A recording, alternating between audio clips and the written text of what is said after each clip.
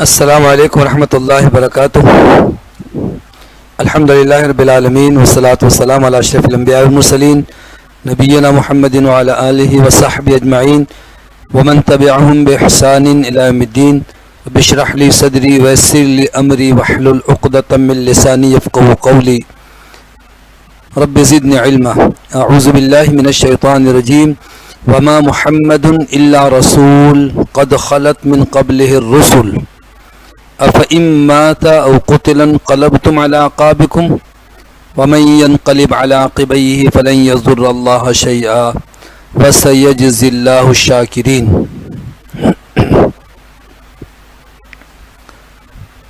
سورہ ال عمران آیت نمبر 144. اور محمد صلی اللہ علیہ وسلم صرف ایک رسول ہی تو ہیں. تاکید کے ساتھ وما محمد الا رسول، یعنی نہیں ہے محمد صلی اللہ علیہ وسلم مگر ایک رسول، یعنی اللہ نہیں ہے، رب نہیں ہے، خالق نہیں ہے، کائنات اللہ نے بنائی ہے. تو اگر محمد صلی اللہ علیہ وسلم ایک رسول ہونے کی حیثیت سے دنیا میں تشریف لائے تھے تو قد خلت من قبل الرسل، ان سے پہلے بھی بہت سے رسول گزر چکے، دنیا میں آئے اور فریضہ نبوت، فریضہ تبلیغ ادا کر کے چلے گئے. افإن مات او قتل انقلبتم علی اعقابکم، تو کیا اگر ان کا انتقال ہو جائے یا یہ شہید ہو جائیں تو تم اپنی ایڑیوں کے بل پھر جاؤ گے، اسلام سے مرتد ہو جاؤ گے. کہتے ہیں احد میں مصعب بن عمیر رضی اللہ تعالیٰ عنہ کی شہادت پر، جو کہ رسول اللہ صلی اللہ علیہ وسلم کے ہم شکل اور بہت زیادہ مشابہت رکھنے والے تھے، ان کی شہادت پر، اور بعض کہتے ہیں کہ خود رسول اللہ صلی اللہ علیہ وسلم کو بھی چونکہ دندان مبارک شہید ہوئے، سر میں خود کی لوہے کی ٹوپی کے دندانے گھس گئے تھے، تو آپ کو جب زخم لگے تو کسی نے دیکھا کہ وہ آپ صلی اللہ علیہ وسلم بھی شہید ہو گئے، اور یہ اتنی تیزی سے افواہ پھیلی کہ مسلمانوں کے حوصلے پست ہو گئے. ایک صحابی کا گزر ہوا تو دیکھا کہ ایک اور صحابی جو ہے وہ رو رہے ہیں اور زمین میں لوٹ پوٹ کر رہے ہیں. پوچھا کیا ہوا؟ کہا کہ رسول اللہ صلی اللہ علیہ وسلم بھی شہید ہو گئے. تو بہت سے لوگوں کے حوصلے پست ہو گئے یہ سن کر کے کہ اللہ کے رسول صلی اللہ علیہ وسلم کا انتقال ہوا احد میں. تو اللہ نے فرمایا کہ اگر ابھی تو رسول اللہ صلی اللہ علیہ وسلم بحیات ہیں، لیکن اگر انتقال ہو جائے یا شہید ہو جائیں تو کیا تم دین سے پھر جاؤ گے؟ وَمَن يَنْقَلِبْ عَلَىٰ عَقِبَيْهِ فَلَن يَضُرَّ اللَّهَ شَيْئًا، اور جو اپنی ایڑیوں کے بل دین سے پھر جائے تو وہ اللہ کا کچھ نہیں بگاڑ سکے گا. یہ آیت کریمہ جناب ابوبکر صدیق رضی اللہ تعالیٰ عنہ نے آپ کی وفات کے وقت بھی پڑھی، جب مدینے میں لوگوں پر ایسا غم طاری تھا کہ کچھ سمجھ نہیں آ رہا تھا کہ کیا کریں. جناب عمر رضی اللہ تعالیٰ عنہ تلوار لے کر کھڑے ہو گئے اور کہنے لگے جس نے کہا کہ رسول اللہ صلی اللہ علیہ وسلم کا انتقال ہو گیا میں اس کی گردن اڑا دوں گا. لیکن جناب ابوبکر صدیق رضی اللہ تعالیٰ عنہ نے لوگوں کو اکٹھا کیا اور خطاب فرمایا اور ارشاد فرمایا کہ من کان منکم یعبد محمدا فإن محمدا قد مات، تم میں سے جو شخص محمد صلی اللہ علیہ وسلم کی عبادت کرتا تھا تو وہ سن لے کہ محمد صلی اللہ علیہ وسلم کا تو انتقال ہو گیا ہے. ومن کان یعبد اللہ فإن اللہ حی لا یموت، اور جو اللہ کی عبادت کرتا تھا اللہ زندہ ہے، اسے موت نہیں آئے گی. تو رسول اللہ صلی اللہ علیہ وسلم سے عقیدت، محبت ایمان کا حصہ ہے، لیکن عقیدت کا یہ معنی نہیں ہے کہ آپ کو اللہ جیسا درجہ دے دیا جائے. تو وہ لوگ جو آج بھی محبت کے معنی یہ لیتے ہیں کہ جی جو لینا ہے در مصطفیٰ سے لے لیں گے اور اللہ کے پلڑے میں وحدت کے سوا کیا ہے، یہ انتہائی غیر مناسب بلکہ انتہائی نادانی والے جملے ہیں کہ وحدت کو اتنا معمولی سمجھا ہوا ہے. اللہ کے پاس وحدت کے سوا کیا؟ یہ وحدت ہی تو اللہ تعالیٰ کی توحید، ایمان کی علامت اور جنت میں داخل ہونے کی ضمانت ہے. اور در مصطفیٰ سے کیا لیں گے؟ در مصطفیٰ سے اگر لینا سب کو منظور ہوتا تو رسول اللہ صلی اللہ علیہ وسلم کے گھر میں 2 مہینے چولہے نہیں جلتے تھے، کئی دن فاقے سے ہوتے تھے، اور کبھی کھجور اور پانی کے علاوہ کچھ کھانے کو نہیں ہوتا تھا. دینے والا اللہ ہے، اللہ داتا ہے. ان اللہ معطی، اللہ تعالیٰ ہی ہے جو عطا کرنے والا ہے. تو فرمایا کہ وَسَيَجْزِي اللَّهُ الشَّاكِرِينَ، اور ان قریب اللہ شکر ادا کرنے والوں کو اچھا بدلہ عطا فرمائے گا۔ وَمَا كَانَ لِنَفْسٍ أَن تَمُوتَ إِلَّا بِإِذْنِ اللَّهِ كِتَابًا مُؤَجَّلًا، اور کسی نفس کے لیے، کسی شخص کے لیے، کسی شخص کے لیے یہ مناسب یا لائق نہیں ہے کہ اس کو موت آئے اور وہ مر جائے اللہ کے حکم کے بغیر۔ کوئی بھی شخص اللہ کے حکم کے بغیر نہ خود مر سکتا ہے، نہ کوئی اس کو مار سکتا ہے جب تک کہ اللہ کا حکم نہ ہو، اور وہ بھی ایک وقت مقرر جو اللہ نے لکھ دیا ہے۔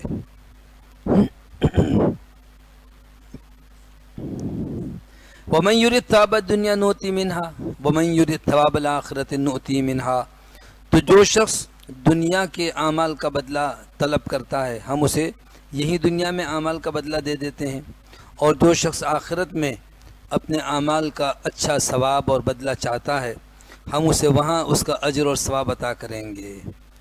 وَسَنَجْزِي الشَّاكِرِينَ، اور ہم شکر گزاروں کو بہت اچھا بدلہ عطا کریں گے۔ معلوم کیا ہوا کہ جو شخص دنیا کی طلب میں محنت کر رہا ہے، اسے دنیا ہی چاہیے صرف، تو اللہ تعالیٰ دنیا دے گا، لیکن وہ بھی جتنی اللہ تعالیٰ نے اس کی تقدیر میں لکھی ہے۔ یہ نہیں کہ اس نے دنیا مانگی تو ساری دنیا اس کو دے دی جائے گی، جیسا کہ سورہ بنی اسرائیل کی آیت ہے، من کان یرید العاجلۃ عجلنا له فیہا ما نشاء لمن نرید، کہ جو شخص دنیا کا خواہش مند ہے تو ہم اسے اس میں سے دیں گے جتنا ہم چاہیں اور جسے ہم چاہیں۔ اور پھر فرمایا کہ ثم جعلنا له جہنم، پھر ہم اس کے لیے جہنم کو ٹھکانہ بنائیں گے۔ ومن اراد الآخرۃ وسعى لها سعیها وهو مؤمن، اور جو شخص آخرت کا طلبگار ہے اور اس کے لیے اپنی محنت اور کوشش بھی کرتا ہے اور وہ ایمان والا بھی ہے، تو فَأُولَٰئِكَ كَانَ سَعْيُهُمْ مَشْكُورًا، ان لوگوں کی کاوشیں اللہ کی یہاں قابل قدر ہیں، یعنی ان کی محنت رائے گاہ نہیں جائے گی۔ وَكَأَيٍّ مِّن نَّبِيٍّ قَاتَلَ مَعَهُ رِبِّيُّونَ كَثِيرٌ، اور بہت سے نبی جو دنیا میں آئے اور چلے گئے، ان کے ساتھ مل کر بہت سارے اللہ والوں نے قتال کیا، اور انہوں نے اپنے بساط کے مطابق اسلام کی سربلندی کے لیے اپنے وقت کی، اپنی جان کی، اپنے مال کی قربانی دی۔ یعنی مسلمان میدان چھوڑ کر بھاگنے کا سوچ رہے ہیں کہ اب اللہ کے رسول صلی اللہ علیہ وسلم دنیا میں نہیں رہے تو اب کیا فائدہ لڑنے کا؟ تو اللہ نے فرمایا کہ پہلے بھی بہت سارے انبیاء علیہم السلام اور ان کے ساتھ اہل ایمان قتال اور جہاد کرتے رہے۔ قرآن مجید کی یہ آیت جو ابھی ہم تلاوت کرتے ہیں حفص کی قرأت میں، اس میں تو یہی الفاظ ہیں وَكَأَيٍّ مِّن نَّبِيٍّ قَاتَلَ مَعَهُ رِبِّيُّونَ كَثِيرٌ، جبکہ ایک قرأت میں یہ ہے کہ وَكَأَيٍّ مِّن نَّبِيٍّ قُتِلَ مَعَهُ رِبِّيُّونَ كَثِيرٌ، قاتل فعل معروف ہے اور قتل فعل ماضی مجہول ہے۔ تو کتنے ہی انبیاء اور رسول ایسے گزرے ہیں کہ ان کے ساتھ بہت سارے اہل اللہ نے اللہ کے راستے میں قتال کیا۔ قتل معه کا مطلب ہے کہ وہ شہید کر دیے گئے۔ کہتے ہیں اس میں بھی دو قول ہیں کہ بہت سارے نبی اور ان کے ساتھ اہل ایمان اللہ والے وہ شہید کر دیے گئے، اور دوسرا مفہوم کہتے ہیں یہ ہے کہ ان کے ساتھ اہل ایمان جو شریک ہوئے تھے کتنے ہی لوگ شہید کر دیے گئے، اس کے باوجود بھی وہ ہمت پست نہیں کی، انہوں نے ہمت نہیں ہاری انہوں نے، بلکہ قتال کرتے رہے۔ واللہ یحب الصابرین، اللہ تعالیٰ تو صبر کرنے والوں کے ساتھ ہے۔ جب کوئی شخص اس قسم کے مواقع پر استقامت کا مظاہرہ کرتا ہے تو انہوں نے کیا کیا؟ فما وہنوا لما اصابهم فی سبیل اللہ وما ضعفوا وما استکانوا، جو ان پر آفت مصیبت اور ان پر تنگی آئی اس کے سبب نہ تو انہوں نے کمزوری دکھائی اور نہ ہی انہوں نے پست ہمتی کا مظاہرہ کیا۔ تو ایسے لوگ آج بھی اللہ کے کلام میں ان کی تعریف کی جا رہی ہے۔ فرمایا واللہ یحب الصابرین، تو اللہ تعالیٰ صبر و استقامت والوں کو پسند کرتا ہے۔ نبی صلی اللہ علیہ وسلم کی وفات کا سن کر کے تمہیں حوصلے پست نہیں کرنے چاہیے، میدان سے پیچھے نہیں ہٹنا چاہیے، یا دین اسلام سے پلٹنے کا سوچ رہے ہو۔ وما کان قولہم الا ان قالوا، ان کا قول اس وقت صرف یہ ہوا کرتا تھا کہ ربنا اغفر لنا ذنوبنا، اے ہمارے رب ہمارے گناہوں کو اور غلطیوں کو معاف فرما بخش دے، واسرافنا فی امرنا، اور ہماری زیادتیاں ہمارے کاموں میں جو ہم سے ہوئی اللہ اس کو معاف فرما، وثبت اقدامنا، اور ہمیں ثابت قدم رکھ، وانصرنا القوم الکافرین، اور کافروں پر ہمیں ہماری مدد کر اور ہمیں فتح عطا فرما۔ چنانچہ ان کی یہ ثابت قدمی اور ان کے یہ کلمات اور دعا، فآتاہم اللہ ثواب الدنیا وحسن ثواب الآخرہ، تو اللہ نے ان کو دنیا میں بھی اچھا صلہ عطا کیا، یعنی کامیابی عطا فرمائی، اور اللہ آخرت میں بھی ان کو اچھا بدلہ عطا فرمائے گا۔ واللہ یحب المحسنین، اور اللہ محسنین کو پسند کرتا ہے، اچھے عمل کرنے والوں کو اللہ تعالیٰ پسند کرتا ہے، محبت کرتا ہے۔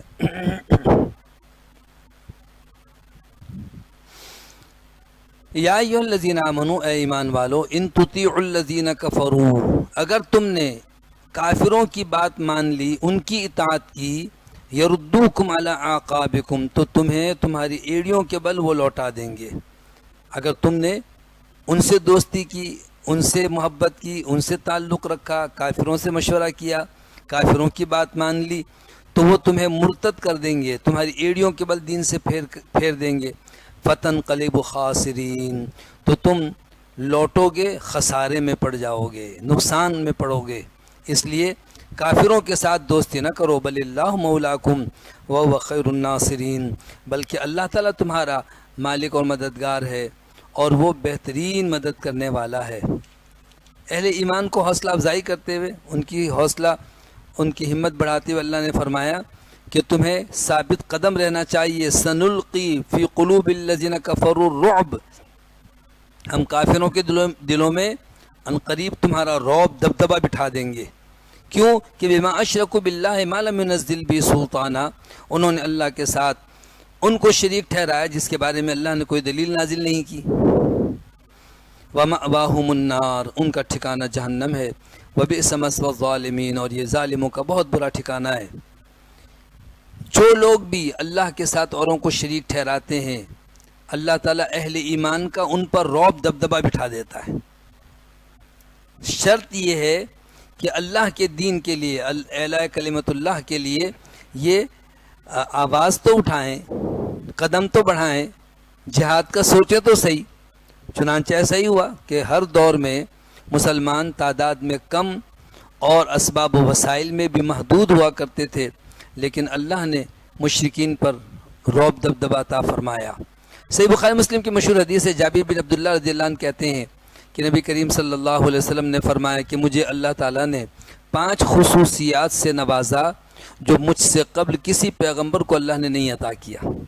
ان میں سے ایک یہ کہ نصرت بالرعب مسیرۃ الشہر، دشمن 1 مہینے کی مسافت پر ہوگا لیکن اس پر اللہ نے میرے رعب کے ذریعے سے مدد فرمائی، یعنی مسلمان جب چلیں گے اور 1 مہینے کی مسافت پر ہوں گے اور ان پر رعب دبدبہ ہوگا۔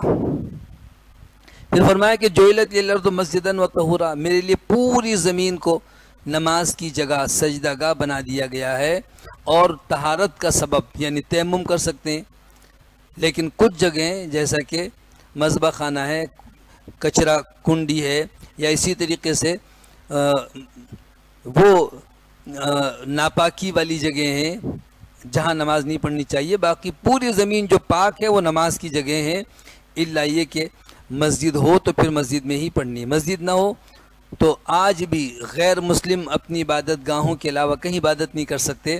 مسلمان چاہے وہ کسی بھی جگہ ہوں، پلیٹ فارم پہ ہوں، ایئرپورٹ پہ ہوں، کہیں سڑک پر ہوں، کہیں باغ میں ہوں، کسی جگہ پر ہوں، کہیں بھی گئے ہوں، نماز کا وقت ہوا، مصلی بچھایا اور نماز پڑھنا شروع کر دی۔ اور فرمایا کہ اللہ تعالیٰ نے میرے لیے غنیمت حلال کر دی۔ پہلے مال غنیمت کا استعمال امتوں کے لیے حلال نہیں تھا، پہلے انبیاء علیہ السلام خاص قوم کی طرف مبعوث کیے جاتے تھے، اللہ نے مجھے تمام لوگوں کی طرف مبعوث فرمایا ہے، اور فرمایا کہ مجھے اللہ نے شفاعت عطا فرمائی، یعنی شفاعت کبریٰ۔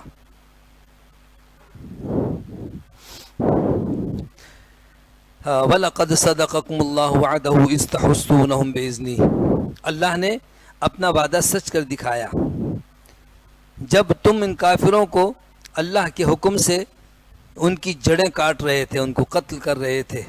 حتیٰ اذا فشلتم، یہاں تک کہ جب تم ہمت ہار گئے، تم ہمت پست کر کے میدان چھوڑنے لگے، وتنازعتم فی الامر، اور اللہ کے رسول صلی اللہ علیہ وسلم کے حکم پر عمل کرنے میں تم نے اختلاف کیا، وعصیتم، اور تم نے نافرمانی کی، من بعد ما اراکم ما تحبون، اس کے بعد کہ تم نے وہ فتح دیکھ لی جو تم پسند کرتے ہو، یعنی تم نے دیکھ لیا کہ مسلمان تو غالب آ گئے اور کفار میدان چھوڑ کے بھاگے، تو اس وقت تم نے اللہ کے رسول صلی اللہ علیہ وسلم کے حکم کو نظر انداز کیا، پس پش ڈال دیا۔ منکم من یرید الدنیا، تم میں سے کچھ لوگ تو دنیا کے طلبگار تھے، دنیا چاہتے تھے کہ بس غنیمت کا مال ایسا نہ ہو ہم محروم رہ جائیں۔ ومنکم من یرید الآخرہ، لیکن کچھ لوگ تم میں وہ بھی تھے کہ جو آخرت کے طالب تھے۔ ثم صرفکم عنہم لیبتلیکم، پھر اللہ نے ان کو تم سے پھیر دیا اور بھگا دیا تاکہ وہ تمہیں آزمائے۔ وَلَقَدْ عَفَا عَنْكُمْ، اللہ نے تمہاری اس غلطی کو بھی معاف فرمایا۔ ہوا یہ کہ رسول اللہ صلی اللہ علیہ وسلم نے عبداللہ بن جبیر کو امیر مقرر کر کے 50 تیر اندازوں کے ساتھ انہیں احد کے ایک درے پر مقرر کیا تھا، جو دو پہاڑوں کے بیچ میں ایک راستہ تھا جہاں سے دشمن کے حملے کا خطرہ تھا۔ آپ نے حکم یہ دیا تھا کہ ہم چاہے شکست کھائیں یا کامیاب ہوں، جب تک میں نہ بلاؤں تم یہ جگہ مت چھوڑنا۔ لیکن جب ابتدا میں غزوہ احد میں مسلمانوں کا پلڑا بھاری تھا اور دشمن شکست کھا کے بھاگنے لگا، تو ان 50 میں سے زیادہ تر لوگ میدان چھوڑ کر پہاڑی کے اس درے سے نیچے اترنے لگے اور کہنے لگے کہ اب یہاں پر ٹھہرنے کا کیا فائدہ، اب تو مسلمان غالب آ گئے اور مال غنیمت جمع کر رہے ہیں۔ عبداللہ بن جبیر رضی اللہ تعالیٰ عنہ اور ان کے کچھ ساتھی وہاں کھڑے رہے اور دوسروں کو بھی روکتے رہے کہ نہیں، رسول اللہ صلی اللہ علیہ وسلم نے ہمیں حکم یہ دیا تھا کہ جب تک نہ بلاؤں وہ یہاں سے ہلنا نہیں ہے، اس لیے ہمیں نہیں جانا چاہیے۔ لیکن وہ نہیں مانے، اور تبھی اللہ نے ان کی طرف اشارہ کیا کہ منکم من یرید الدنیا، کچھ لوگ تو چاہتے تھے کہ دنیا مل جائے، ایسا نہ ہو مال غنیمت سے محروم رہیں۔ انسان بشر تھے، غلطی تو ہوتی ہے نا، لیکن اسی آیت میں آگے اللہ نے فرمایا وَلَقَدْ عَفَا عَنْكُمْ، یہ معنی نہیں کہ صرف دنیا ہی دنیا کی طلب تھی، بلکہ دین کے ساتھ دنیا، جہاد پہ آئے تھے، میدان پہ ڈٹے رہے مقابلے کے لیے، لیکن جب انہوں نے یہ سمجھا کہ شاید اب یہاں پر کھڑے رہنے کا کوئی فائدہ نہیں ہے، یہ ایک غلطی ہو گئی ان سے جس کی بنیاد پر مسلمان بڑے نقصان سے دوچار ہوئے۔ یہی وہ موقع تھا کہ جب خالد بن ولید رضی اللہ عنہ جو ابھی مسلمان نہیں ہوئے تھے، 100 گھڑ سواروں کا دستہ لے کر کے اور احد پہاڑ کو، پورے پہاڑ کو عبور کرتے ہوئے پیچھے سے آئے اور اس درے سے اچانک حملہ کر دیا۔ جو چند صحابہ عبداللہ بن جبیر کے ساتھ وہاں رکے ہوئے تھے ان کو شہید کیا، اور پھر مسلمانوں پر اچانک حملہ کیا جس سے ان کے قدم اکھڑ گئے اور مسلمان پیچھے ہٹنے پر مجبور ہوئے۔ اللہ نے فرمایا کہ یہ سب کچھ تو ہوا، لیکن وَلَقَدْ عَفَا عَنْكُمْ، ہمیں یہ زیب نہیں دیتا کہ صحابہ کی ان غلطیوں کو اچھالیں اور کہیں کہ اچھا ہم تو ان کا بڑا احترام کرتے ہیں، ان میں ایسے لوگ بھی تھے۔ اللہ نے انبیاء کا بھی تذکرہ فرمایا، آدم علیہ السلام نے درخت کھایا، اس درخت سے پھل کھایا جس سے روکا تھا، تو کیا ہم آدم علیہ السلام کی غلطی پر ان کے ساتھ معاذ اللہ ایسا انداز اختیار کریں گے؟ اللہ رب العالمین نے اس واقعے کا تذکرہ کرتے ہوئے ارشاد فرمایا کہ ثم صرفکم عنہم، پھر اللہ تعالیٰ نے ان سے تم کو اور تم کو ان سے دور کر دیا، بچا لیا، معاملہ رفع دفع ہو گیا، اور اس کے بعد پھر اللہ تعالیٰ نے مسلمانوں کو دوبارہ سے فتح عطا فرمائی۔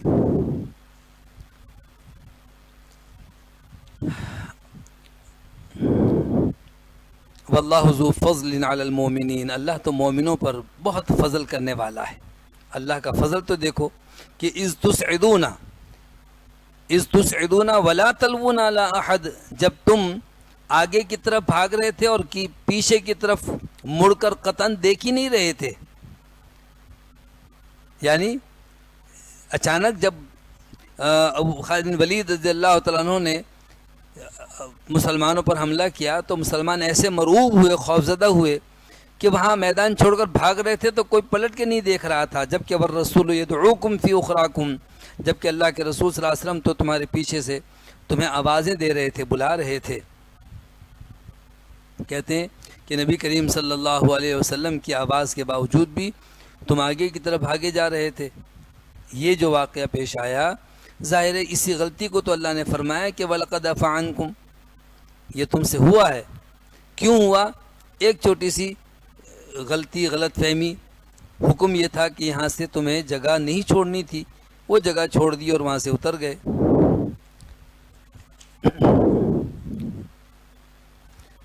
تو اس وقت جب تم آگے کی طرف بھاگ رہے تھے اور رسول اللہ صلی اللہ علیہ وسلم تمہیں تمہارے پیچھے سے آوازیں دے رہے تھے، فَأَثَابَكُمْ غَمًّا بِغَمٍّ لِكَيْ لَا تَحْزَنُوا عَلَىٰ مَا فَاتَكُمْ وَلَا مَا أَصَابَكُمْ، تو اس وقت اللہ نے تمہیں غم پر غم سے دوچار کیا، یعنی ایک تو یہ کہ شکست دوچار ہوئے، اور دوسرا یہ کہ تمہیں افسوس ہوا کہ رسول اللہ صلی اللہ علیہ وسلم بھی شہید کر دیے گئے۔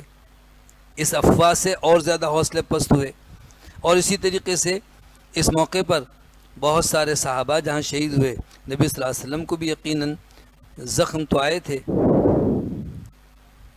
لِكَيْ لَا تَحْزَنُوا عَلَىٰ مَا فَاتَكُمْ وَلَا مَا أَصَابَكُمْ، تاکہ جو چیز تمہارے ہاتھ سے جاتی رہی اور جو مصیبت تم پر واقع ہوئی تم اس پر افسوس اور غم نہ کرو۔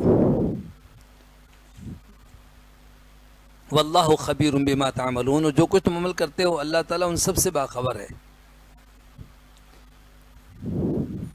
ثم انزل علیکم من بعد الغم، اس کے بعد اللہ تعالیٰ نے اس غم کے بعد تم پر سکون نازل فرمایا۔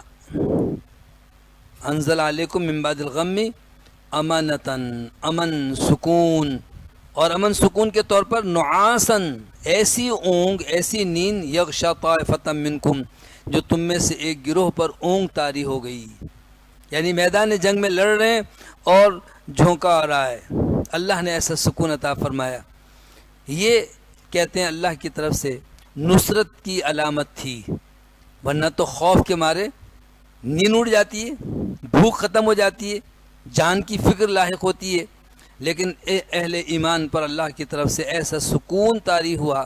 صحابہ کہتے ہیں تلوار ہمارے ہاتھ میں اور ہماری گردن جھک جاتی تھی اور دشمن کی گردن اڑ جاتی، فرشتے لڑ رہے تھے ہمارے مسلمانوں کی طرف سے۔ وطائفتن، تو ایک گروہ تو وہ تھا کہ جن پر اونگ طاری ہوئی، وطائفتن قد اہمتہم انفسہم، اور ایک گروہ دوسرا وہ تھا یعنی منافقین کا کہ جنہیں اپنی جان کی فکر تھی۔ یظنون باللہ غیر الحق ظن الجاہلیہ، وہ اللہ کے بارے میں ایام جاہلیت کے سے گمان کر رہے تھے کہ اللہ کی طرف سے کوئی مدد نہیں آئے گی اور ہمیں کہاں پھنسا دیا، اور ہم کیوں یہاں پر لڑنے کے لیے آ گئے، خامخواہ اپنے گھروں میں خوش تھے، اور اس قسم کے اللہ کے وعدے تو سب ایسے ہی رکھتے ہیں، سب جھوٹے وعدے ہیں، یہ سب وہ بدگمانی کر رہے تھے۔ یقولون، وہ کہہ رہے تھے کہ حل لنا من الامر من شیء، یعنی وہ یہ کہہ رہے تھے کہ کیا ہمارے اختیار کی بھی کوئی بات ہے، یعنی ہم اپنی مرضی سے اگر چاہتے تو جہاد میں نہ آتے یا پلٹ کے بھاگ جاتے۔ اس قسم کے وہ الفاظ ایک دوسرے سے کہہ کر کے اور بدگمانیاں پھیلا رہے تھے۔ قل، آپ کہہ دیجئے ان الامر کلہ للہ، کہ تمام کا تمام اختیار تو اللہ کے ہاتھ میں ہے۔ یخفون فی انفسہم ما لا یبدون لک، یہ منافقین دلوں میں ایسی باتیں چھپائے رکھتے تھے جو آپ پر ظاہر نہیں کر رہے تھے۔ یقولون، وہ کہتے تھے کہ لو کان لنا من الامر شیء ما قتلنا ہاہنا، اگر ہمارے اختیار میں کوئی بات ہوتی اور ہم اپنی مرضی سے کچھ کام کرتے تو یہاں پر قتل نہ کیے جاتے، گھروں میں بیٹھتے، ہمیں تو جو ہے نا ان کے ساتھ نکلنا پڑا بامر مجبوری۔ یہ منافقین نے اس طرح کی باتیں شروع کر دیں۔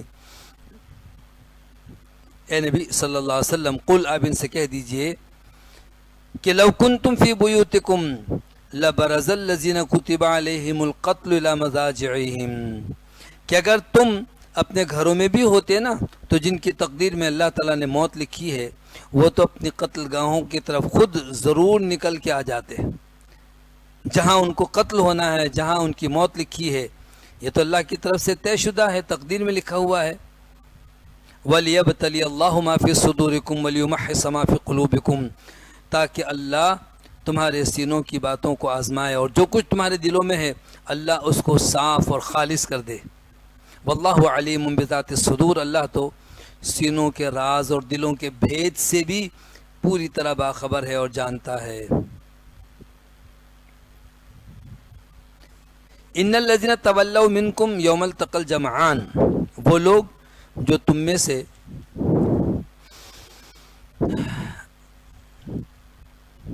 اس دن منہ پھیر کر پلٹ گئے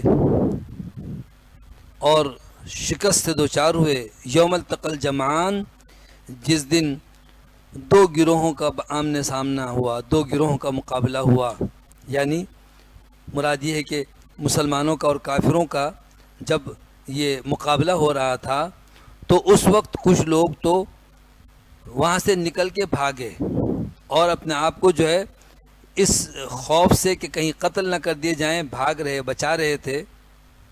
انما استزلهم الشیطان ببعد ما کسبوا، اصل میں شیطان نے ان کو ان کی بعض کوتاہیوں کی وجہ سے بہکا دیا اور گمراہی میں مبتلا کر دیا۔ کیا کوتاہی تھی؟ کہ ایمان ہی خالص نہیں تھا، نفاق دل میں چھپا ہوا تھا، تو شیطان نے بآسانی ان کو اپنے جال میں پھنسایا، ان پر خوف اور ڈر مسلط کیا اور وہ بہک گئے اور میدان چھوڑ کے بھاگنے لگے۔ بہرحال ان میں جو لوگ پیچھے ہٹ گئے، جن صحابہ سے بھی غلطی ہوئی، ان کو اللہ نے فرمایا وَلَقَدْ عَفَا اللَّهُ عَنْهُمْ، یقیناً اللہ نے تو انہیں معاف کر دیا، ان اللہ غفور حلیم، اللہ تو بہت بخشنے والا ہے، نہایت بردبار ہے۔ ہوا یہ کہ رسول اللہ صلی اللہ علیہ وسلم کے ساتھ جہاد میں شریک کچھ منافقین کی جو ہے شرارتوں سے بعض مسلمان بھی ان کے بہکاوے میں آ گئے، میدان چھوڑ کر بھاگنے لگے، جن کا تذکرہ پہلے بھی آیا۔ تو اللہ نے فرمایا کہ اللہ نے ان کو معاف کر دیا۔ اب ہمارے ذمے یہ نہیں ہے کہ ہم ان غلطیوں کو اچھالیں اور ہم ان کا حساب لیں اور ہم ان کے بارے میں کوئی فیصلہ کریں کہ کون کون بھاگا تھا اور کیوں بھاگا تھا اور میدان کیوں چھوڑ دیا۔ نہیں، یہ اللہ کا کام ہے، اللہ کا اختیار ہے۔ ان کی شان اس سے بلند تر ہے کہ ہم ان کے بارے میں لب کشائی کریں، ہمیں خاموشی اختیار کرنی چاہیے۔ یا ایھا الذین آمنوا، اے ایمان والو، لا تکونوا کالذین کفروا، تم ان لوگوں جیسے نہ ہو جاؤ جنہوں نے کفر کیا، یعنی کافروں جیسے نہ بن جانا۔ وقالوا لاخوانہم، اور ان کافروں نے اپنے بھائیوں کے بارے میں کہا، اذا ضربوا فی الارض، جب وہ زمین میں تجارت وغیرہ کے لیے سفر کریں، او کانوا غزاً، یا جہاد میں شرکت کے لیے نکلیں، تو ان کافروں نے اپنے ان بھائیوں کے لیے جو ان کے یعنی خاندان کے اعتبار سے ان کے بھائی تھے لیکن یہ مسلمان تھے اور وہ کافر، تو کافروں نے کہا کہ لو کانوا عندنا ما ماتوا وما قتلوا، اگر وہ ہمارے پاس رہتے اور سفر پہ نہ نکلتے یا جہاد پہ ان کے ساتھ نہ جاتے تو نہ تو وہ مرتے اور نہ ہی مارے جاتے، نہ قتل کیے جاتے، کیا ضرورت تھی ان کو گھروں سے نکلنے کی۔ یعنی اس طرح سے وہ بزدلی کا مظاہرہ کرتے کافر اور دوسروں کے حوصلے پست کرتے۔ لیجعل اللہ ذلک حسرۃ فی قلوبہم، تاکہ اللہ ان کے دلوں میں حسرت ڈال دے، یعنی ان کو اور زیادہ افسوس ہوگا۔ یہ ان کافروں کا طرز عمل ہے۔ اللہ نے فرمایا کہ ایمان والو تم ایسے نہ ہو جانا، اس لیے کہ واللہ یحیی و یمیت، اللہ تعالیٰ ہی ہے جو زندگی اور موت عطا کرتا ہے، زندگی اور موت کا مالک تو اللہ تعالیٰ ہے۔ تمہارے جہاد پہ نہ نکلنے سے موت تھوڑی ٹل جائے گی، موت کا تو وقت اللہ نے مقرر کر دیا ہے۔ واللہ بما تعملون بصیر، اور جو کچھ تم عمل کرتے ہو اللہ تعالیٰ ان تمام کاموں کو دیکھتا ہے۔ پھر اللہ تعالیٰ نے فرمایا کہ وَلَئِن قُتِلْتُمْ فِي سَبِيلِ اللَّهِ، اگر تم اللہ کے راستے میں قتل کیے جاؤ، او متتم، یا تم طبی موت انتقال کر جاؤ، تو دیکھو تو صحیح، لَمَغْفِرَةٌ مِّنَ اللَّهِ وَرَحْمَةٌ خَيْرٌ مِّمَّا يَجْمَعُونَ، تو اللہ تعالیٰ کی طرف سے بخشش اور رحمت بہت بہتر ہے اس مال سے جو مال یہ لوگ جمع کرتے ہیں، جو اسباب و وسائل اکٹھا کرتے ہیں۔ کیا اللہ کی راہ میں شہید ہونے والے کے لیے اس سے بہتر مال اللہ تعالیٰ جنت میں نہیں عطا کرے گا؟ یہ کیسے لوگ ہیں کہ اس طریقے سے لوگوں کے حوصلے پست کرتے ہیں؟ وَلَئِن مُتُّمْ أَوْ قُتِلْتُمْ، اگر تم طبعی موت انتقال کر جاؤ یا قتل کیے جاؤ، بہر صورت لَإِلَى اللَّهِ تُحْشَرُونَ، اللہ ہی کی طرف تم سب جمع کیے جاؤ گے، پلٹ کر کے اللہ کے سامنے ہی پیش ہونا ہے، اللہ کے سامنے حاضر ہونا ہے، اور حساب اور جزا اور سزا سے دوچار ہونا ہے۔ اگلی آیت نمبر 159 میں نبی کریم صلی اللہ علیہ وسلم کی ایک عظیم صفت اللہ نے بیان فرمائی، اور وہ صفت رحمت ہے، نرمی کی صفت ہے۔ فرمایا فَبِمَا رَحْمَةٍ مِّنَ اللَّهِ لِنْتَ لَهُمْ، اے نبی صلی اللہ علیہ وسلم اللہ کی رحمت کے سبب آپ نرم دل واقع ہوئے ہیں۔ لنتا واحد مذکر حاضر کا صیغہ ہے فعل ماضی، لنتا کے معنی آپ نرم ہوئے۔ ہمارے یہاں لوگ بھی بڑے عجیب قسم کے ہیں، قرآن کھولتے ہیں اور جس آیت کے کسی لفظ پر انگلی رکھی کہتے بس یہی نام ہے، بچی کا نام رکھتے ہیں لنتا۔ لنتا کا مطلب تم نرم ہوئے، یہ تو فعل ہے، یہ نام تھوڑی ہے۔ کسی بچی کا نام رکھتے ہیں اقرا، کسی بچی کا نام رکھتے ہیں ندا، یہ سب نام نہیں ہے، لیکن ظاہر ترجمہ تو آتا نہیں، بس رکھ دیتے ہیں، بلکہ حقیقت پر مبنی ہے۔ یا کسی نے مضمون بنایا تھا کہ بعض جگہوں پر تو فرعون اور حامان قرآن کے الفاظیں کہتے ہیں بھی بچوں کے نام رکھ دیے، کیوں؟ کہتے قرآن میں آیا ہے، یہ نہیں سوچتے کہ کیا ہے۔ کہتے ایک نے تو اپنے بچے کا نام ابلیس رکھا، کیوں؟ کہتے ہیں بڑا اچھا لگتا ہے، سننے میں دیکھنے میں بڑا اچھا لگتا ہے۔ ذرا معنی پر غور تو کرو۔ تو لنتا، اقرا، یہ سب کوئی نام نہیں ہوتے۔ بہرحال نبی صلی اللہ علیہ وسلم کی صفت اللہ نے بیان کی کہ یہ اللہ کا انعام ہوا، اللہ کا احسان ہوا کہ آپ نرم دل واقع ہوئے ہیں۔ وَلَوْ كُنْتَ فَظًّا غَلِيظَ الْقَلْبِ لَانفَضُّوا مِنْ حَوْلِكَ، اگر آپ تند خو اور سخت دل ہوتے تو یہ لوگ آپ کے پاس سے چھٹ جاتے، منتشر ہو جاتے۔ یعنی اے نبی صلی اللہ علیہ وسلم، کفار و مشرکین بھی جو آپ کے قریب آتے ہیں، آپ کی باتیں سنتے ہیں، آپ کے اخلاق سے متاثر ہوتے ہیں، اسلام قبول کرتے ہیں، یہ اللہ کا احسان ہے۔ ایک نہیں، ایسے سینکڑوں واقعات ہیں کہ رسول اللہ صلی اللہ علیہ وسلم کے پاس دشمن حملہ کرنے آتا اور آپ کے اخلاق سے متاثر ہو کر آپ کا گرویدہ ہو جاتا۔ تو اللہ نے فرمایا یہ آپ کی نرمی ہے، آپ کا اچھا اخلاق ہے، آپ نرم دلی کے ساتھ پیش آتے ہیں۔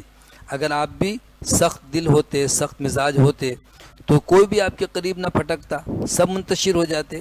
یہاں ایک عظیم تعلیم ہے کہ نام تو ہم رسول اللہ صلی اللہ علیہ وسلم کا لیتے ہیں کہ ہم آپ کی امتی ہیں، لیکن ہمارے اخلاق میں، ہمارے معاملات میں، ہمارے تمام کے تمام امور میں رسول اللہ صلی اللہ علیہ وسلم کی وہ اچھائیاں نظر نہیں آتی۔ یہی وجہ ہے کہ اسلام پاکیزہ دین ہے، لیکن مسلمان دنیا میں سب سے زیادہ بدنام ہیں اور اسلام کو بدنام کر رہے ہیں۔ اسلام نے جو بنیادی خوبیاں اسلام کے نشر و اشاعت کے لیے لازم ضروری قرار دی، ان میں نرمی سب سے بڑی خوبی ہے۔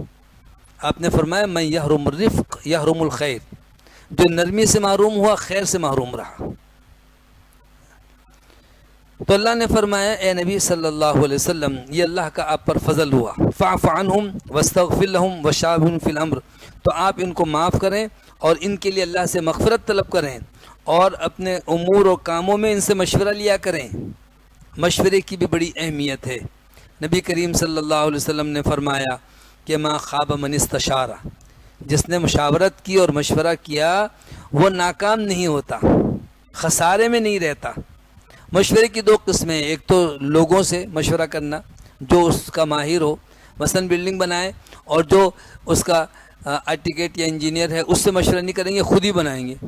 پتہ چلا کہ جی وہ آپ نے جتنا اس میں سریا چاہیے، جتنی اس کے اندر جو ہے نا وہ فاصلہ ہونا چاہیے وہ نہیں بلکہ زیادہ فاصلہ تھا، بلڈنگ گر گئی۔ پھر تو جو کام اس کا جو ماہر ہے اس سے مشورہ کرنا چاہیے۔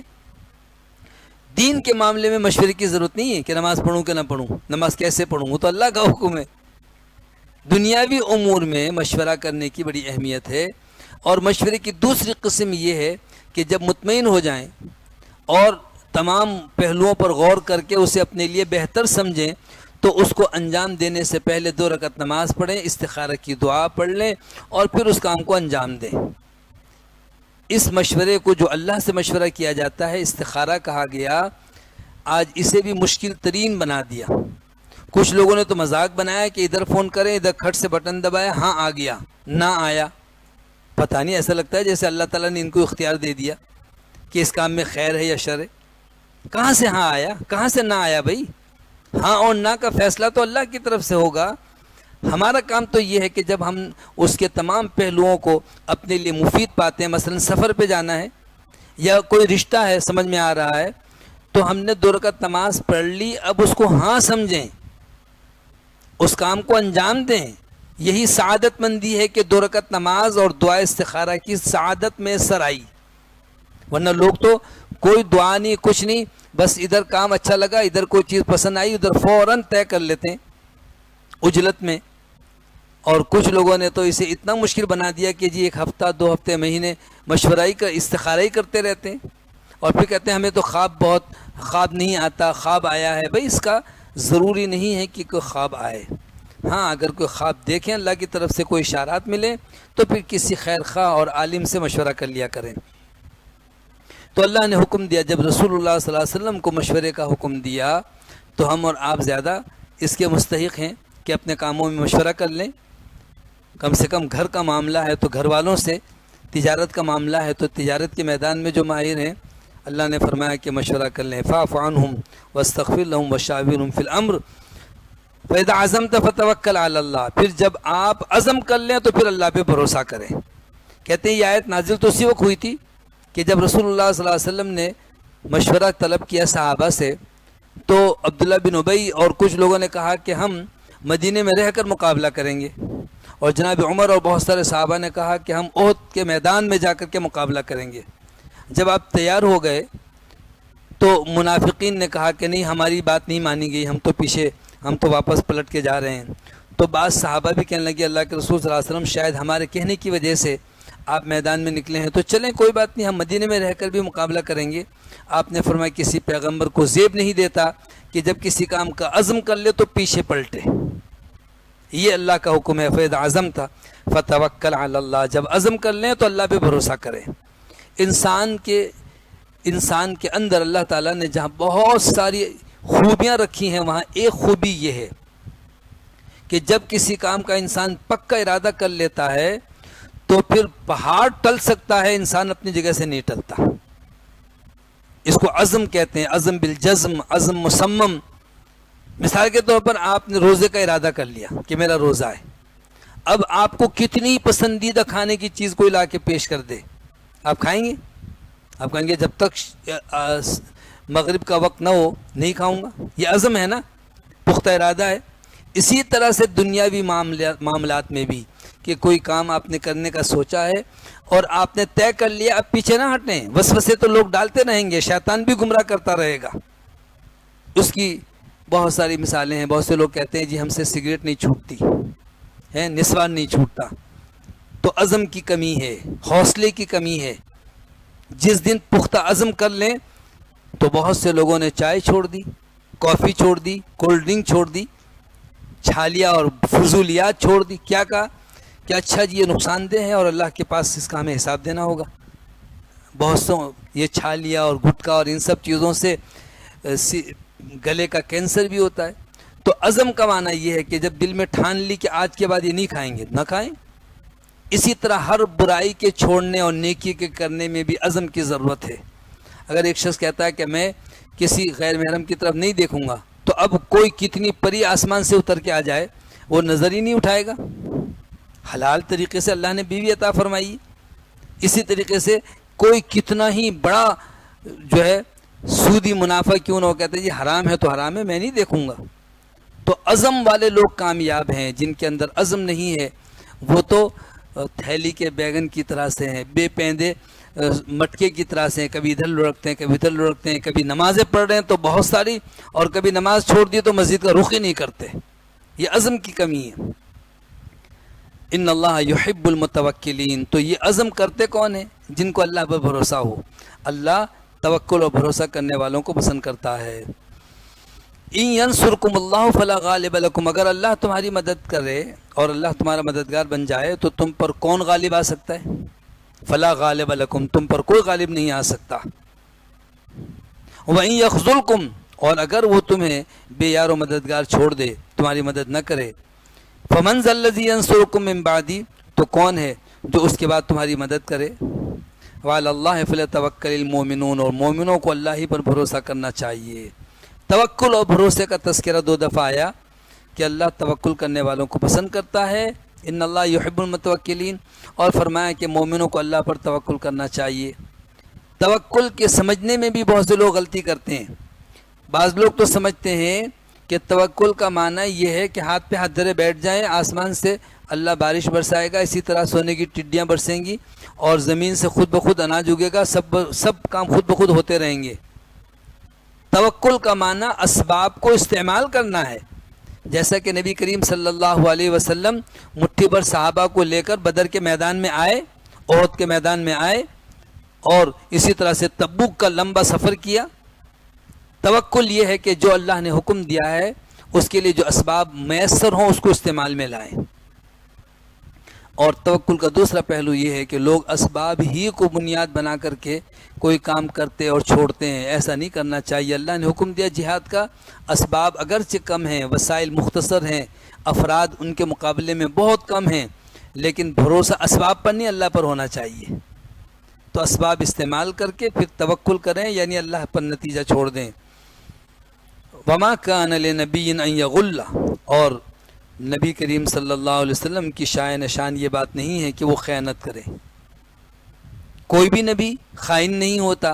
تو رسول اللہ صلی اللہ علیہ وسلم کے بارے میں کوئی یہ سوچے کہ رسول اللہ صلی اللہ علیہ وسلم نے ہمارا حق نہیں دیا یا کسی کی حق تلفی کی ہے، ما کان لنبی ان یغل، یعنی یہ ہو نہیں سکتا کہ اللہ کے نبی خیانت کرے۔